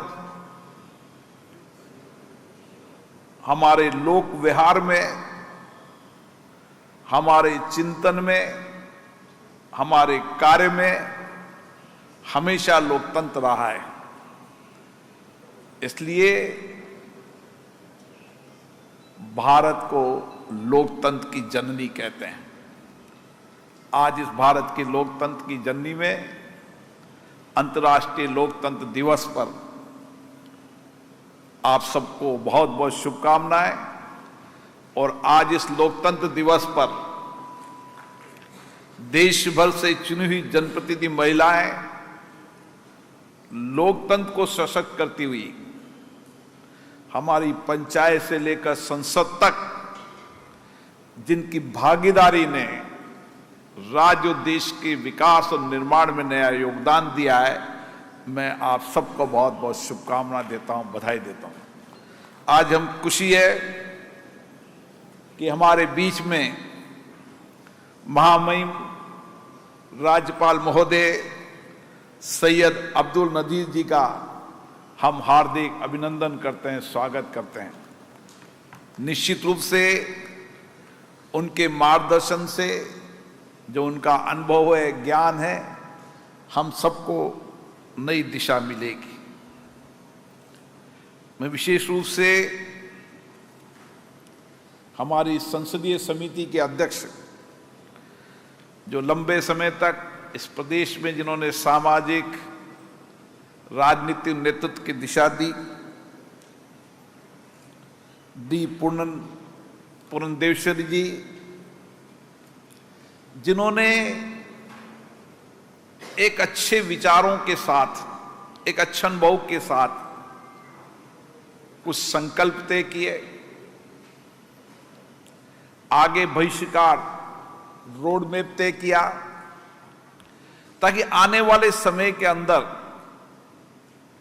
हम राज्य और केंद्र विधानमंडल की संसदीय समितियां किस तरीके से देश के लोकतांत्रिक प्रणाली के अंदर पंचायत से लेकर नगर पालिका से लेकर जो भी हमारी लोकतंत्र संस्थाएं हैं, उनके महिलाओं के योगदान के माध्यम से हम लोकतंत्र को सशक्त करते हुए, उनकी और भागीदारी निभाते हुए हम किस तरीके से सामाजिक जीवन के अंदर आर्थिक स्वावलंबन, आर्थिक सहभागी को बढ़ाकर किस तरीके से देश को आगे बढ़ा सकते हैं। मुझे खुशी है कि सम्मेलन का एक मूल मंत्र निकला। वह मूल मंत्र है, महिलाओं के नेतृत्व के बिना हम विकसित भारत के सपनों को पूरा नहीं कर सकते। और आज इन 2 दिन की चर्चाओं के अंदर महिला प्रतिनिधियों ने इस संकल्प के साथ, इस विचार के साथ कि हम देश के अंदर अपनी महिलाओं को सशक्तिकरण करेंगे, उनको विधायी संस्थाओं में भागीदारी निभाएंगे, महिला शिक्षा, स्वास्थ्य, सुरक्षा, सम्मान, आत्मनिर्भर के लिए स्वयं को समर्पित करते हुए समाज की अंतिम महिला के जीवन परिवर्तन का काम करेंगे। निश्चित रूप से ये संकल्प, ये प्रतिबद्धता, ये एकजुटता इस देश और राष्ट्र को नए विकास की ओर ले जाएगी। और जो विकसित भारत का सपना हमने देखा है, उस विकसित भारत के सपने में आपका सक्रिय योगदान निश्चित रूप से सार्थक होगा। मुझे खुशी है कि 2 दिन तक महिला प्रतिनिधियों ने व्यापक विचार रखे। अभी हमारे डिप्टी चेयरमैन साहब बता रहे थे, क्योंकि सबका नाम लेना संभव नहीं था, लेकिन उन्होंने कुछ उदाहरण दिए कि किस तरीके से महिलाओं ने अपने विचार रखकर इस विकसित भारत के अंदर हमारा सामाजिक मॉडल कैसा होना चाहिए, किस तरीके से हम समाज के अंदर शिक्षा, स्वास्थ्य की दृष्टि के अंदर क्या परिवर्तन कर सकते हैं। मेरा आपसे आग्रह है कि हम राज्य की सभी समितियां अपने अपने राज्य के अंदर महिला शिक्षा के 100% संकल्प के साथ कार्य योजना बनाएं। हमें अपने अपने राज्य के अंदर जनप्रतिनिधियों का सम्मेलन कर और जो सामाजिक क्षेत्र के अंदर जो काम कर रही महिलाएं हैं, जिन महिलाओं ने शिक्षा के क्षेत्र में अच्छा काम किया, जिन्होंने महिला शिक्षा के रूप में अच्छा काम किया, हमें गर्व होना चाहिए। ये देश वो देश है जहां पर महिला शिक्षा के लिए रोका जाता था। उस समय माता सावित्रीबाई फुले ने आंदोलन किया, संघर्ष किया, सामाजिक कुरीतियों के खिलाफ लड़ाई लड़ी और एक शिक्षिका के रूप में काम करते हुए आज देश यहां पहुंचा है कि हमारी हर महिला, हर बेटी शिक्षित है। और शिक्षित, दीक्षित और टेक्नोलॉजी से, विज्ञान से लेकर अंतरिक्ष तक दुनिया का कोई क्षेत्र नहीं जिस क्षेत्र के अंदर भारत की महिला नेतृत्व नहीं कर रही। ये दौर, ये कालखंड भी हमने देखा था, आज ये कालखंड भी हमारा है। इसलिए हमें प्रदेश के अंदर सामाजिक मुद्दों पर चर्चा करना चाहिए। हमने महिला शिक्षा के अंदर जिन महिला ने नेतृत्व अच्छा किया, जिन्होंने सामाजिक जीवन में परिवर्तन करने का काम किया, मेरा एक और आपसे निवेदन है। मैं अभी भी गांव में जाता हूं तो मैंने एक अनुभव देखा कि 65-70 साल की महिलाएं अभी बड़ी मात्रा में अशिक्षित है। तो मैं एक दिन अखबार में पढ़ रहा था, महाराष्ट्र के एक अखबार में दादी नानी का विद्यालय था, जिस दादी नानी विद्यालय के अंदर दादी भी पढ़ने आती थी, नानी भी पढ़ने आती थी। और उस दादी नानी के उस विद्यालय के अंदर, उस गांव के अंदर किसी भी उम्र की, चाहे 99 साल की, 90 साल की, किसी भी उम्र की महिलाओं को उन्होंने शिक्षित करने का संकल्प लिया और 100% उस गांव के अंदर महिला शिक्षित हो। मैंने भी एक ऐसा प्रयास किया, कठिन है, लेकिन धीरे धीरे प्रयास करते करते परिणाम आया कि उस गांव के अंदर 100% महिला शिक्षित हुई। तो हमारा संकल्प नई बालिकाओं को तो शिक्षित करना ही है। अभी भी कई कठिनाइयां, कई चुनौतियां हैं। स्कूल कोई 4 किलोमीटर, 5 किलोमीटर दूर होने के कारण कई बेटियां आगे के क्लास में नहीं पढ़ पाती। कॉलेज में भी जाने में उनको चुनौतियां, बाधाएं आती हैं। इसलिए हमारा प्रयास होना चाहिए कि हम किस तरीके से महिला छात्रावास के निर्माण के अंदर राज्यों से बात कर कर एक विशेष भूमिका बनाए, ताकि हर बेटियां शिक्षित हो सके, उच्च शिक्षा प्राप्त कर सके, टेक्नोलॉजी की शिक्षा प्राप्त कर सके। क्योंकि जब टेक्नोलॉजी का जमाना है तो हमें आने वाले पहले उपखंड स्तर पर, धीरे धीरे पंचायत स्तर पर कंप्यूटर शिक्षा की लाइब्रेरी महिलाओं की खोलने का एक अद्भुत प्रयास करना चाहिए। मैंने ये प्रयास को देखा, इसलिए मैं कह रहा हूं कि कुछ महिलाओं ने प्रयास किया और उस गांव के अंदर 100% बच्चियों को, माताओं को कंप्यूटर की शिक्षा देकर, टेक्नोलॉजी की शिक्षा कर कर, और एक गांव तो ऐसा निकला जिस गांव के अंदर आईटी सेक्टर के अंदर 40% बेटियां देश और दुनिया के अंदर आईटी के अंदर काम कर रही है। ये इसलिए मुझे हमारी पूर्व अध्यक्ष ने कहा कि जिन महिलाओं ने अलग अलग क्षेत्रों में काम किया है, जिन्होंने लोगों के सामाजिक आर्थिक जीवन में परिवर्तन किए, उनके उदाहरण से हम नई प्रेरणा ले सकते हैं। मुझे आशा है इस दिशा के अंदर भी हम काम करेंगे। हम सामाजिक एजेंडा पे भी काम करेंगे, हम आर्थिक एजेंडे पे भी काम करेंगे। आज मुझे खुशी है, कई महिला स्वयं सहायता समूह ने आत्मनिर्भर भारत का मॉडल बनाया है।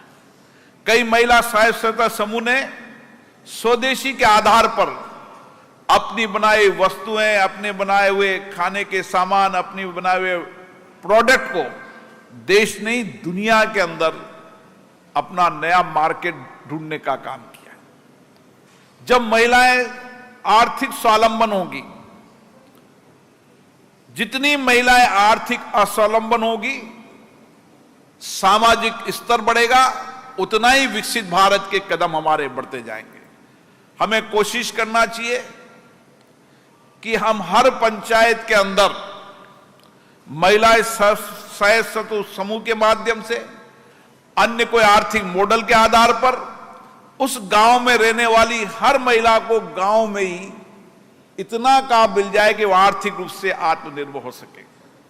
और इसलिए आर्थिक एजेंडे के मॉडल को भी राज्य सरकारों से मिलकर संसदीय समितियों को कुछ बेहतर मॉडल बनाने का प्रयास करना चाहिए। जब हम आर्थिक स्वावलंबन होंगे, सामाजिक हमारी आत्मनिर्भर होगी, तकनीकी रूप से हम समृद्ध होंगे, तो विकसित भारत के कदम की ओर बढ़ाएंगे। इसलिए महिला नेतृत्व आज देश के अंदर नई दिशा, नया दृष्टिकोण दे रहा है। केवल महिला नेतृत्व दृष्टिकोण नहीं दे रहा, हमारी आर्थिक सामाजिक क्षेत्र के अंदर बदलाव में विशेष भूमिका निभा रहा है। और मुझे खुशी है कि आज आपने भी समय को परिवर्तन देखा है। कोई समय था जब गांव की बेटी गांव में रहकर शादी हो जाती थी, आज गांव की बेटी देश और प्रदेश और दुनिया के अंदर नेतृत्व कर रही है। ये बदलाव हमने हमारी आंखों से देखा है, लेकिन हमारा सपना बड़ा, हमारा लक्ष्य बड़ा है, हमारा विचार दृष्टिकोण बड़ा है। हमें बहुत दिनों तक इंतजार नहीं करना, हमें तेजी से काम करना है, हमें संकल्पित होकर काम करना है और जल्दी उन लक्ष्यों और संकल्पों को पहुंचाना है, क्योंकि देश और प्रदेश ने हमें नेतृत्व दिया है। और इसलिए हमारी जिम्मेदारी बन जाती है कि जो नेतृत्व की क्षमता में दी है उसका लाभ समाज की अंतिम महिला को मिले, यही हमारा संकल्प होना चाहिए। क्योंकि हमें चुना है, जनता ने बहुत अपेक्षाओं के साथ चुना है। हमारी अपेक्षाएं, हमारा संकल्प और गहरा होना चाहिए। मुझे आशा है जब सब जनप्रतिनिधि लोग, डेमोक्रेसी के अंदर सब जनप्रतिनिधि, पंच से लेकर सरपंच से लेकर पंचायत समिति से लेकर जिला परिषद, नगर पालिका, हमारा डेमोक्रेटिक सिस्टम गांव से लेकर संसद तक है। इसलिए हमें प्रयास करना चाहिए कि हमारे इस लोकतांत्रिक सिस्टम को में महिला नेतृत्व को हम और तेजी से विकास की ओर बढ़ाएं। हमारा महिला नेतृत्व गांव के अंदर सरपंच हो तो जो महिला नेतृत्व ने सरपंच के आधार पर उस गांव के अंदर जो सामाजिक आर्थिक परिवर्तन किया, उसके मॉडल को प्रदेश के अंदर बताएं, ताकि और महिला सरपंचों को उनसे प्रेरणा मिले। जो गांव की पंच है, उस पंच ने जो कुछ भी सामाजिक, आर्थिक, स्वास्थ्य के मॉडल पर जो परिवर्तन किया, उसका बनाए। प्रधान है, जिला परिषद सदस्य है, जिला प्रमुख है, नगर पालिका अध्यक्ष है, इन सब जनप्रतिनिधियों को, क्योंकि हम डेमोक्रेसी के इस पिलर के रूप में काम कर रहे हैं, इसलिए हमारा डेमोक्रेटिक सिस्टम जो महिलाओं का नेतृत्व किसी राज्य में 33% है, किसी राज्य में 50% है। हमारा नेतृत्व इतना बड़ा है, आने वाले समय के अंदर प्रधानमंत्री जी ने कहा है कि देश के अंदर विधानसभा, लोकसभा में 33% हमारा नेतृत्व होगा। और हमेशा प्रधानमंत्री जी का मत विचार रहता है कि हम हर देश की महिलाओं को आर्थिक स्वावलंबन से खड़ा करें, उनकी आर्थिक सहभागी हो, महिलाओं के कार्यबल में विस्तार हो, कौशल और कुशलता, जितनी महिलाओं में स्किल्स तेजी से सीखती हैं, पुरुष इतनी तेजी से नहीं सीखते।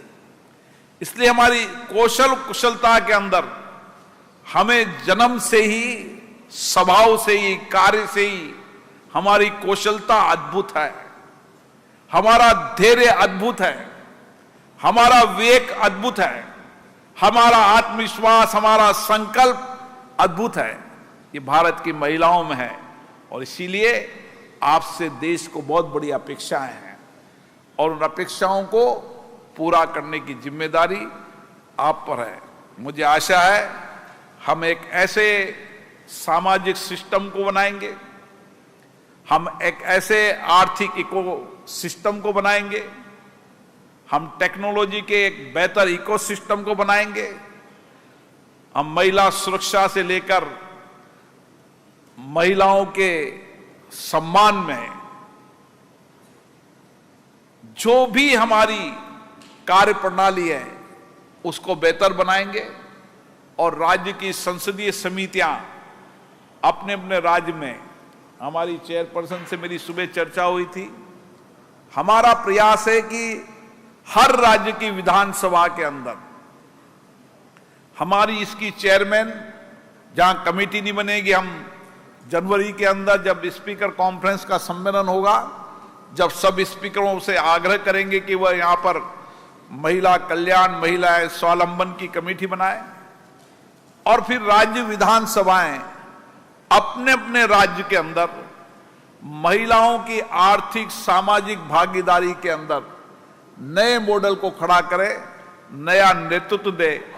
जब तक हम गांव के उस वंचित गरीब महिला के जीवन के अंदर आर्थिक सामाजिक परिवर्तन नहीं करेंगे, जब तक हम विकसित भारत के सपने को पूरा नहीं कर पाएंगे। इसलिए हमारा आज का ये लक्ष्य है कि हम देश के अंतिम गांव के अंदर अंतिम छोर पे बैठी उस महिला के सामाजिक आर्थिक जीवन में परिवर्तन लाएंगे। शिक्षा, स्वास्थ्य से लेकर आर्थिक मॉडल ऐसा तैयार करेंगे जो स्वदेशी भी हो और आत्मनिर्भर भी हो, ताकि हम स्वदेशी आत्मनिर्भर के आधार पर उनको आर्थिक स्वावलंबन भी करेंगे, सामाजिक सुरक्षा का एक कवच भी देंगे, और सामाजिक जीवन के अंदर जो कुछ भी बाधाएं, कठिनाइयां, चुनौतियां हैं, उनका लड़ने का अद्भुत साहस भी देंगे।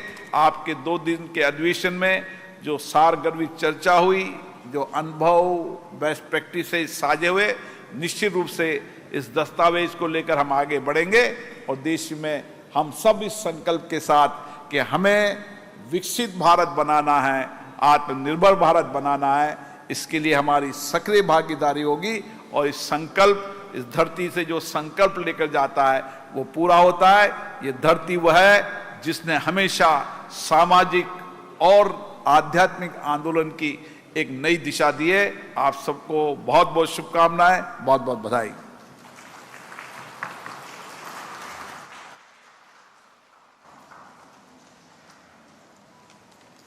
धन्यवाद sir, thank you very much. I now request His Excellency Shri S. Abdul Nazir Ji, Honorable Governor Andhra Pradesh, to give the valedictory address.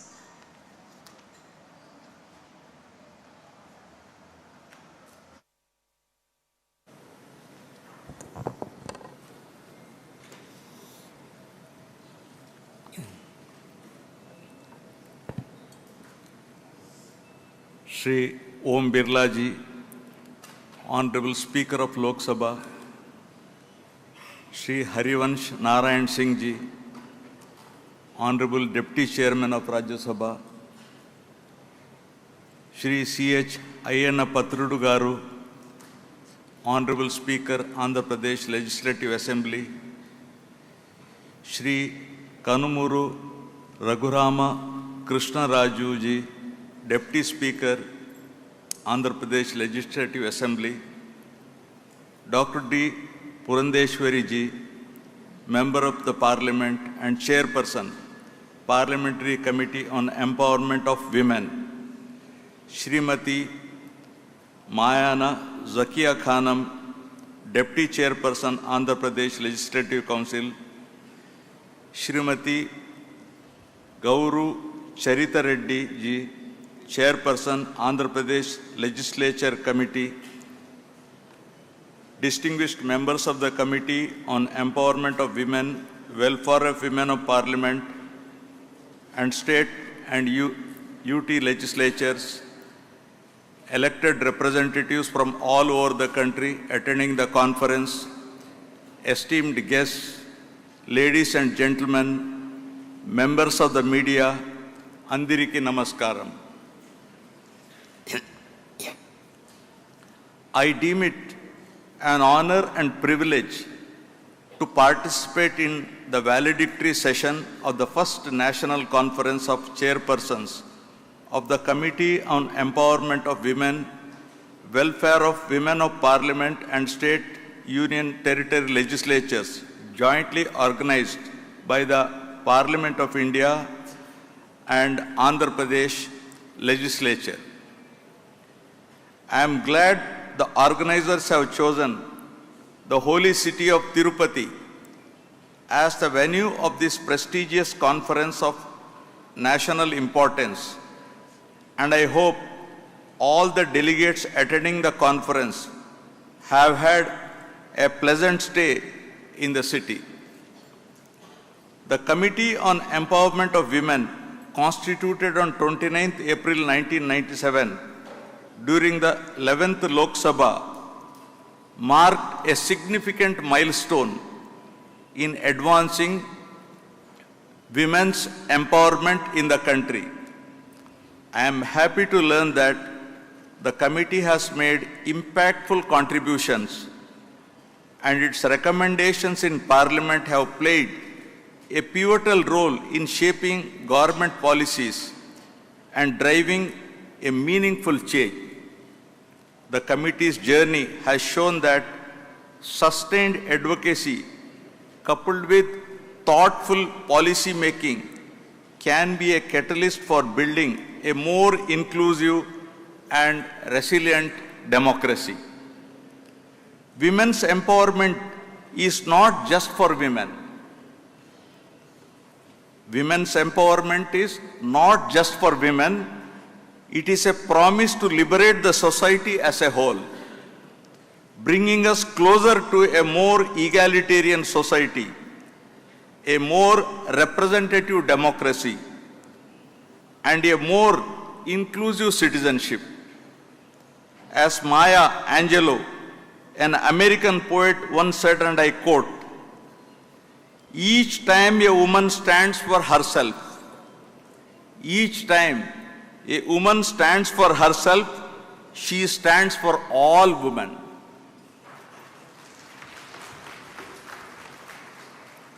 During ancient India, women were revered as they made a significant contribution for welfare of the family and the society. Women were given a high status within the society and they were provided the opportunities to attain intellectual and spiritual knowledge. The system of sati and child marriage were not prevalent in those days. In Rigvedic society, women were admired and well respected. The following Sanskrit shloka from Manusmriti emphasizes the importance of respecting and honoring women. Yatra naryasti pujyante ramante tatra devataha. Yatrei tastuna pujyante sarvatra palakriya. Meaning, where women are honored, where women are honored, divinity flourishes there. Right? Where women are dishonored, where women are dishonored, all action, no matter how noble, remains unfruitful.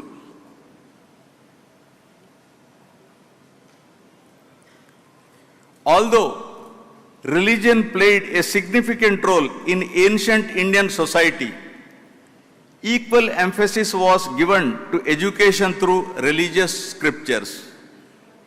Women were given equal recognition within the society and they participated in all activities and functions along with men without any discrimination.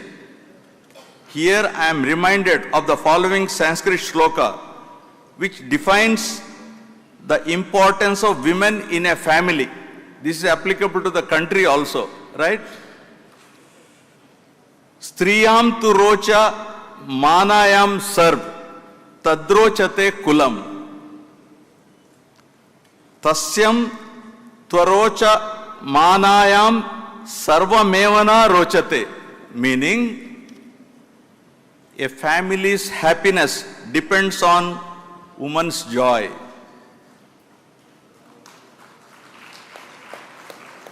When she is happy, the family thrives. When she is not, everyone in the family feels the impact. The same thing applicable to the state and to the country also in the present day context. In 8th century BCE, Vedic sage Yajnavalkya had imparted divine knowledge to Maitreyi. She had not only been able to comprehend high philosophy, but had also acquired divine knowledge and is considered a symbol of Indian intellectual woman. She stood as the example of educational opportunities available to women in Vedic India, right? In Vedic India, Vedic period. Saint poet Atakuri Molla, a potter's daughter, also known as Kavaitri Molla, was the 16th century Telugu poet who authored Molla Ramayana, a Telugu version of Sanskrit Ramayana. Molla's Ramayana is very popular among the masses because of its simple and beautiful language, and she became immortal in the annals of Telugu literature. She was the first woman saint poet who wrote Ramayana in Telugu. In Hindu Dharma, there is prevalence of the viewpoint that man and woman represent two aspects of one person. Scriptures say that Lord Shiva consists of the body in two halves. One is the male and other is of the female. At the same time, women were under protection of their fathers before marriage and of their husbands after marriage and sons in old age. This is a starting point. This is where we led to in a different path. The dependence of women upon their fathers, husbands and sons was primarily due to the reason that they did not have the right to property. Hindu co-personary.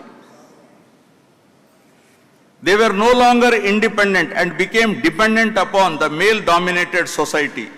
In this manner, the social, cultural and religious backbone of the Indian society was transformed into the patriarchal structure which provided a secondary status to women. In ancient India, the divine feminine is represented as Shakti or the divine mother, and woman's role in society building a beautifully articulated in the following Sanskrit shloka.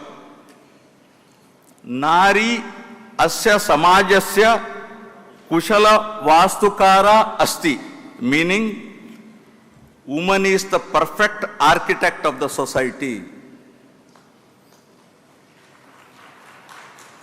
Even though women were considered as the supreme power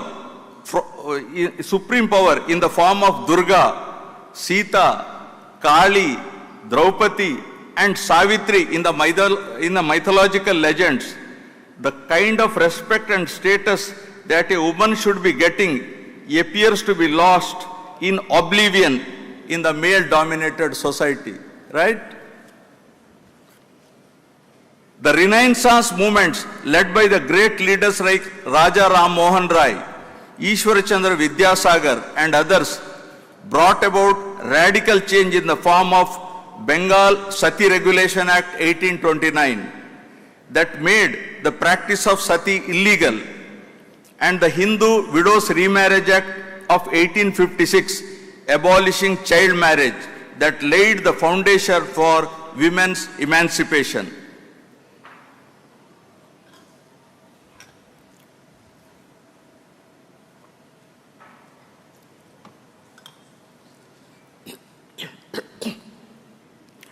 The Constitution of India treats all citizens of India as equal, and women's rights are upheld through the fundamental rights. The principle of gender equality enshrined in the Indian Constitution in its preamble, fundamental rights, fundamental duties and directive principles. The Constitution not only guarantees equality to women, but also empowers the state to adopt measures of positive discrimination in favor of women. The ancient Greek philosopher Heraclitus once said, and I quote, "The only constant in life is change. The only thing that is permanent in this world is change." Gradually, the society started changing for the better, and women started breaking the glass ceiling by making an entry into politics, government services, research, science and technology, engineering, and law. With the emergence of modern corporate sector, women started giving a tough competition to men by entry into the corporate world. Rani of Jhansi, Rani Lakshmibai, Begum Hazrat Mahal, Savitribai Phule, Sarojini Naidu, Razia Sultan, Ahalyabai Holkar, Aruna Asaf Ali are some of the women who reached greater echelons and became an inspiration and role model for women of this generation. Following a Supreme Court ruling in 2020 that deemed a blanket restriction on women officer access to permanent commissioner as discriminatory and a violation of their fundamental right to equality, the Indian Army started granting permanent commission to women officers by allowing them to serve until retirement, which is a welcome step. Through this landmark judgment, the Supreme Court addressed gender-based discrimination in the defense services. The 2005 amendment to Hindu Succession Act gave equal right to Hindu women in the co-parcenary property also by treating them as co-parceners. And I am lucky to be a part of that judgment which dealt with this.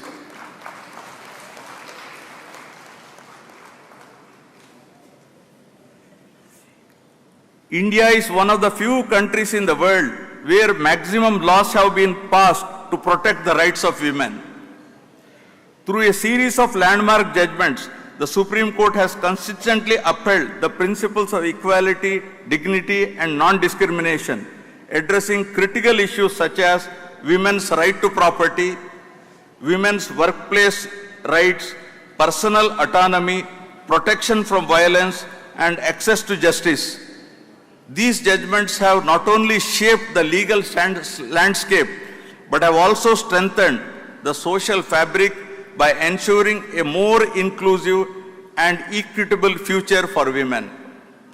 The Dowry Prohibition Act 1961, the Equal Remuneration Act 1976, the Prohibition of Child Marriage Act 2006, the Sexual Exploitation of Women at Workplace Act 2013, etc., are some of the noteworthy legislations passed by the Parliament to empower women with legal rights. The Supreme Court also interpreted the provisions of Protection of Women from Domestic Violation Act 2005 to ensure that women in domestic relationships are adequately protected even after the death of their spouses. The Vishaka guidelines laid down by the Supreme Court in 1977 put the onus on the employers to provide a safe working environment for women. In a landmark judgment delivered in 86, Mary Roy's case, the Supreme Court held that women were entitled to an equal share in their father's property.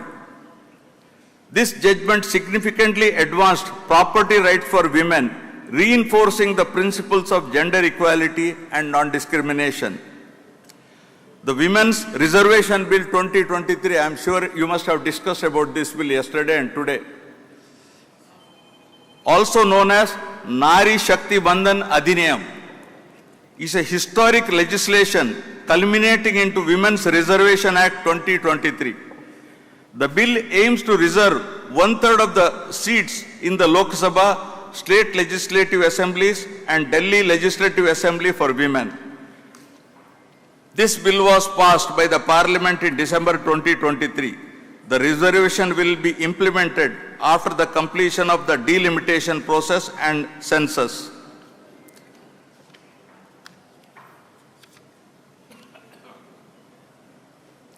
The historic legislation is expected to achieve 33% representation by women in parliament and yield positive outcomes for women's empowerment. At the time of the bill's passage, only 14% of the Lok Sabha legislators were women, only 14%. While that represents India's highest proportion since independence, it was far below the global average of 26.5%.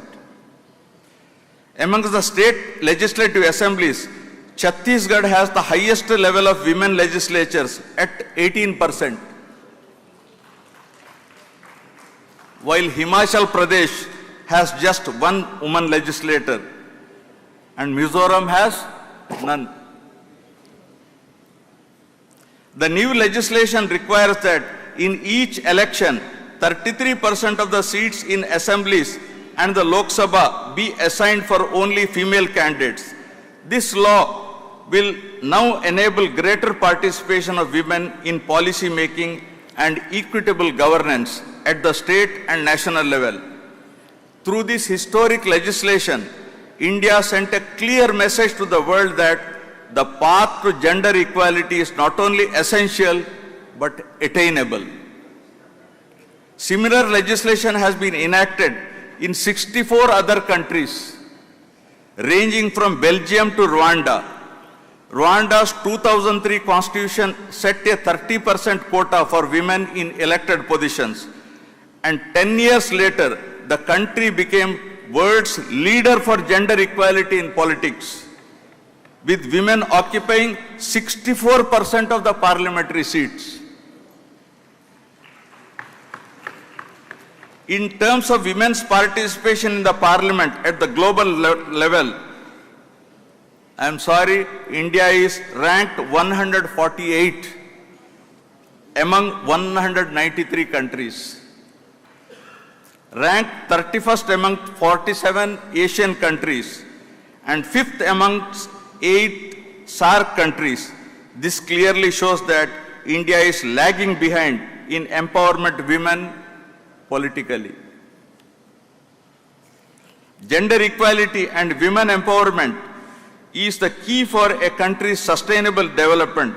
Therefore, women should be encouraged to play an active role in politics. There is no better tool for the development of women than empowerment. And education is a very powerful weapon for women empowerment that makes them mentally strong and powerful. Before concluding, I would like to quote the following Sanskrit shloka, which is apt for the occasion, right?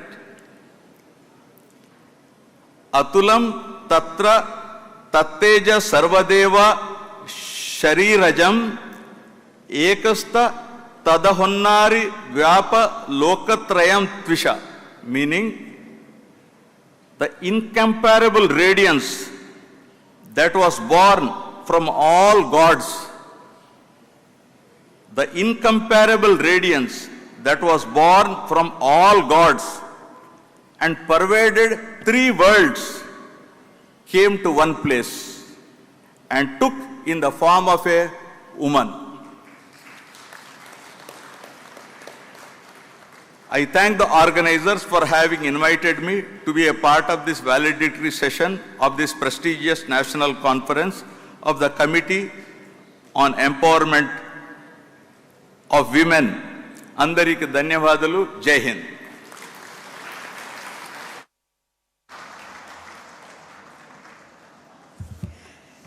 Thank you very much, sir. That was certainly very, very inspiring.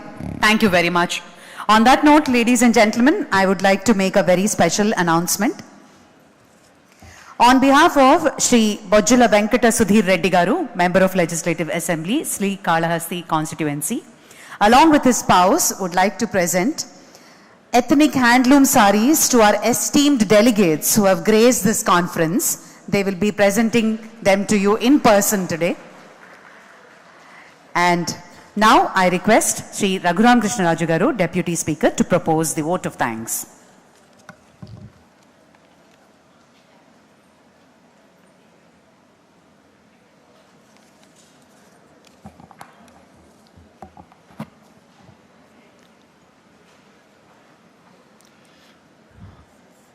Respected Governor, His Excellency Shri Abdul Nazir Ji,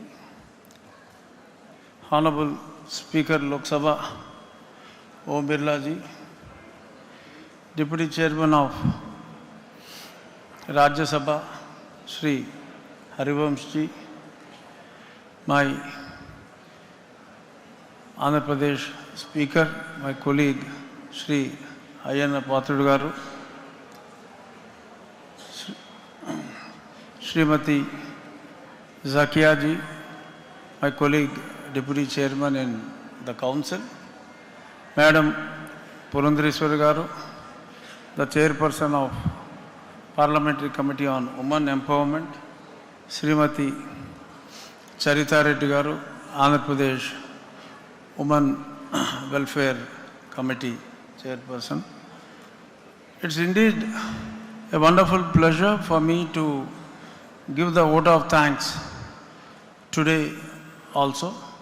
And to start with, the way Shri Abdul Nazir Ji explained about the importance for the woman that was given originally in the Upanishads and Puranas by citing Yatya Naryeshu Shloka, as well as talking about the greatness of old philosophers Maitreyi, Gargi, and how they conquered Yajnavalkya in their arguments, and how the situation has come down in recent times, and he is very open in saying our India has ranked somewhere around 140 range out of 180 countries. He is very frank in his opinion, and which clearly shows to what extent we all have to improve in really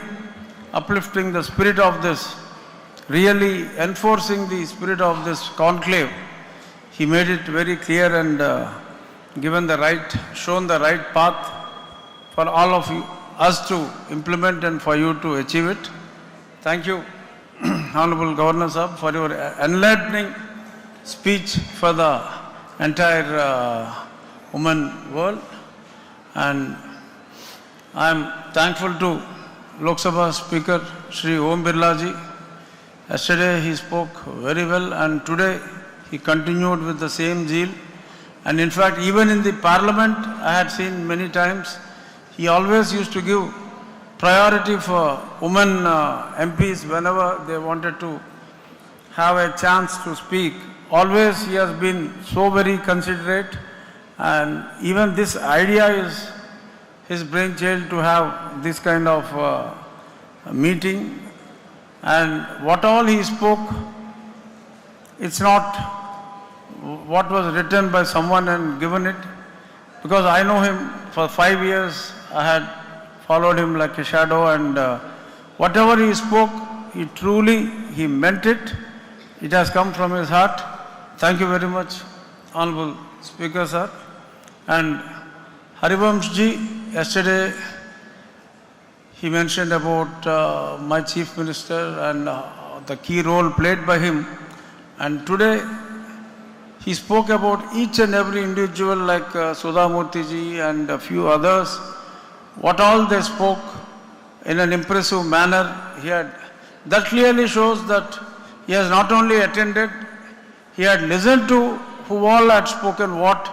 And really, thank you for your keenness and repeating and thanking the women members who all had spoken very well, sir. Your presence has really added, from Rajya Sabha attending this, has really added glory to this great seminar. And my boss, Ayana Patrudu Garu, as usual, is always a live wire. And of course today he did not comment on many issues. He has been somewhat sober today. Thank you very much, sir. And Purandheshwari garu, always she speaks so well, and she is not only educated, and she speaks so well, and what all she spoke now about the women empowerment. My honorable speaker sir was telling, it is not only to talk, you will have to implement, but she strongly responded by saying it is your duty to implement all those things, and certainly we will ensure, madam, my speaker sir, and we all will try to do our best to whatever extent we can do that. And my thanks to Zakia madam for attending this function, and Charita garu, she spoke very well yesterday as well as today about the women empowerment. And here I would like to add few more lines before I conclude. Even we all talk of Adi Shakti. What is Adi Shakti? Adi Shakti is the first energy. We all compare woman with energy, and woman as the life, how energy has created the universe, and the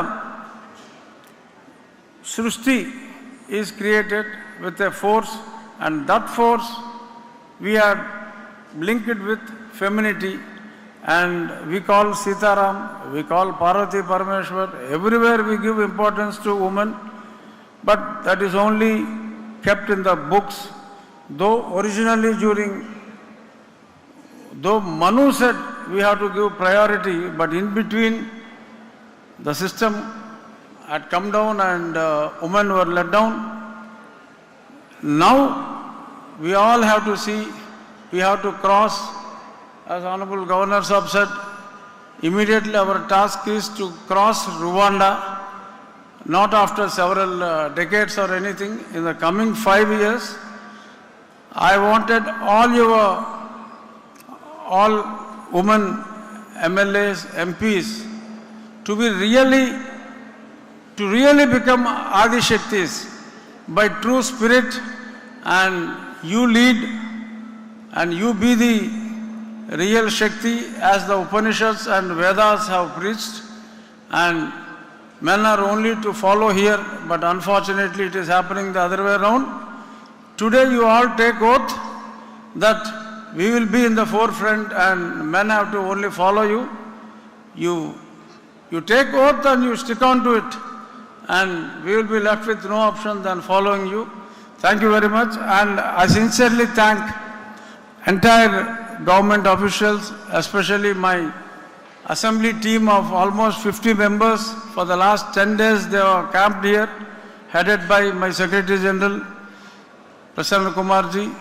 Thank you very much, sir, and thanks to Lok Sabha Secretary General and his entire team for the continuous support and coordination, and to the district administration, collector, the local commissioner, police, and for the wonderful arrangements at Chandragiri Fort. All performances were made mainly by women, especially the Adi Lakshmi and the other Ammavari Jatara dance, that is superb. And the local MLA, I thank Nani Garu and Tuda Chairman Divakar Reddy Garu for coordinating for that wonderful arrangements at Chandragiri Fort. And the real credit of having this particular yesterday's event at Chandragiri, it purely goes to my boss, my speaker, Ayyana Pathur Garu, right from the day one. Though there were some hindrances by Archaeological Society of India, my honorable speaker is very particular that I wanted the function to happen only there, and really we all have enjoyed. I hope every member had enjoyed at that particular Chandragiri Fort and the programs. Thank you, Honorable Speaker, sir, for specifically achieving what all you wanted. And I once again, I wish after 3 years at Amaravati, as my Honorable Speaker wanted, Lok Sabha Speaker Sahab would allot that slot to our Amaravati, and we will make it as a much better event than this. Thank you very much. Thank you, one and all. Thank you, sir. Thank you very much. I request all of you to kindly rise for the national anthem, followed by the state song.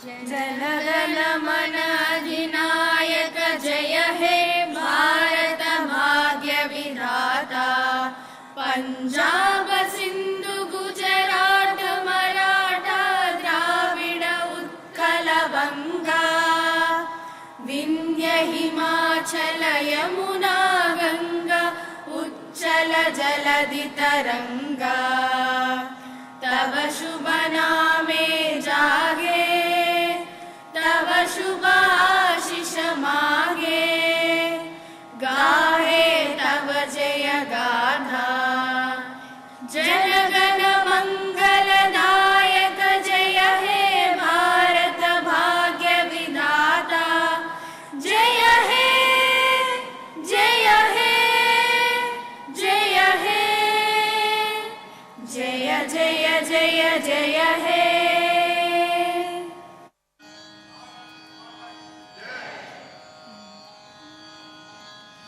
మా తెలుగు తల్లికి మల్లె పూదండ మా కన్న తల్లికి మంగళారతులు మా తెలుగు తల్లికి మల్లె పూదండ మా కన్న తల్లికి మంగళారతులు కడుపులో బంగారు కనుచూపులో కరుణ సిరునవ్వులో సిరులు దొరలించు మా తల్లి మా తెలుగు తల్లికి మల్లె పూదండ మా కన్న తల్లికి మంగళారతులు గలగల గోదారి కదలిపోతుంటేను బిరబిరా కృష్ణమ్మ పరుగులెడుతుంటేను బంగారు పంటలే పండుతాయి మురిపాల ముత్యాలు దొరలుతాయి మా తెలుగు తల్లికి మల్లె పూదండ మా కన్న తల్లికి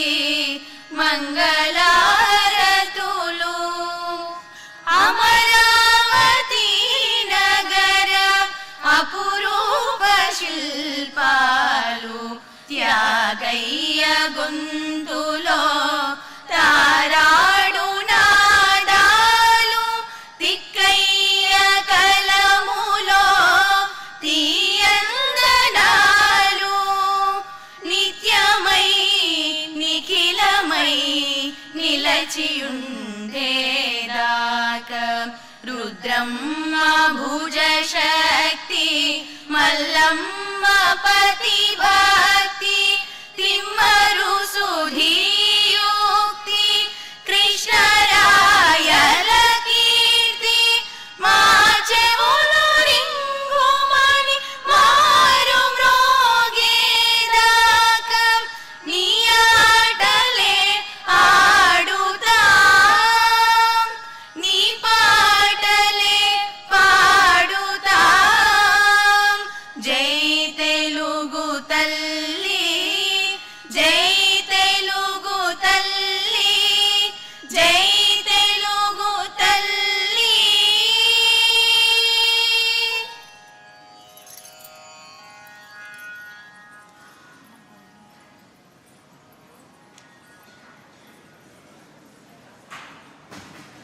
Thank you very much.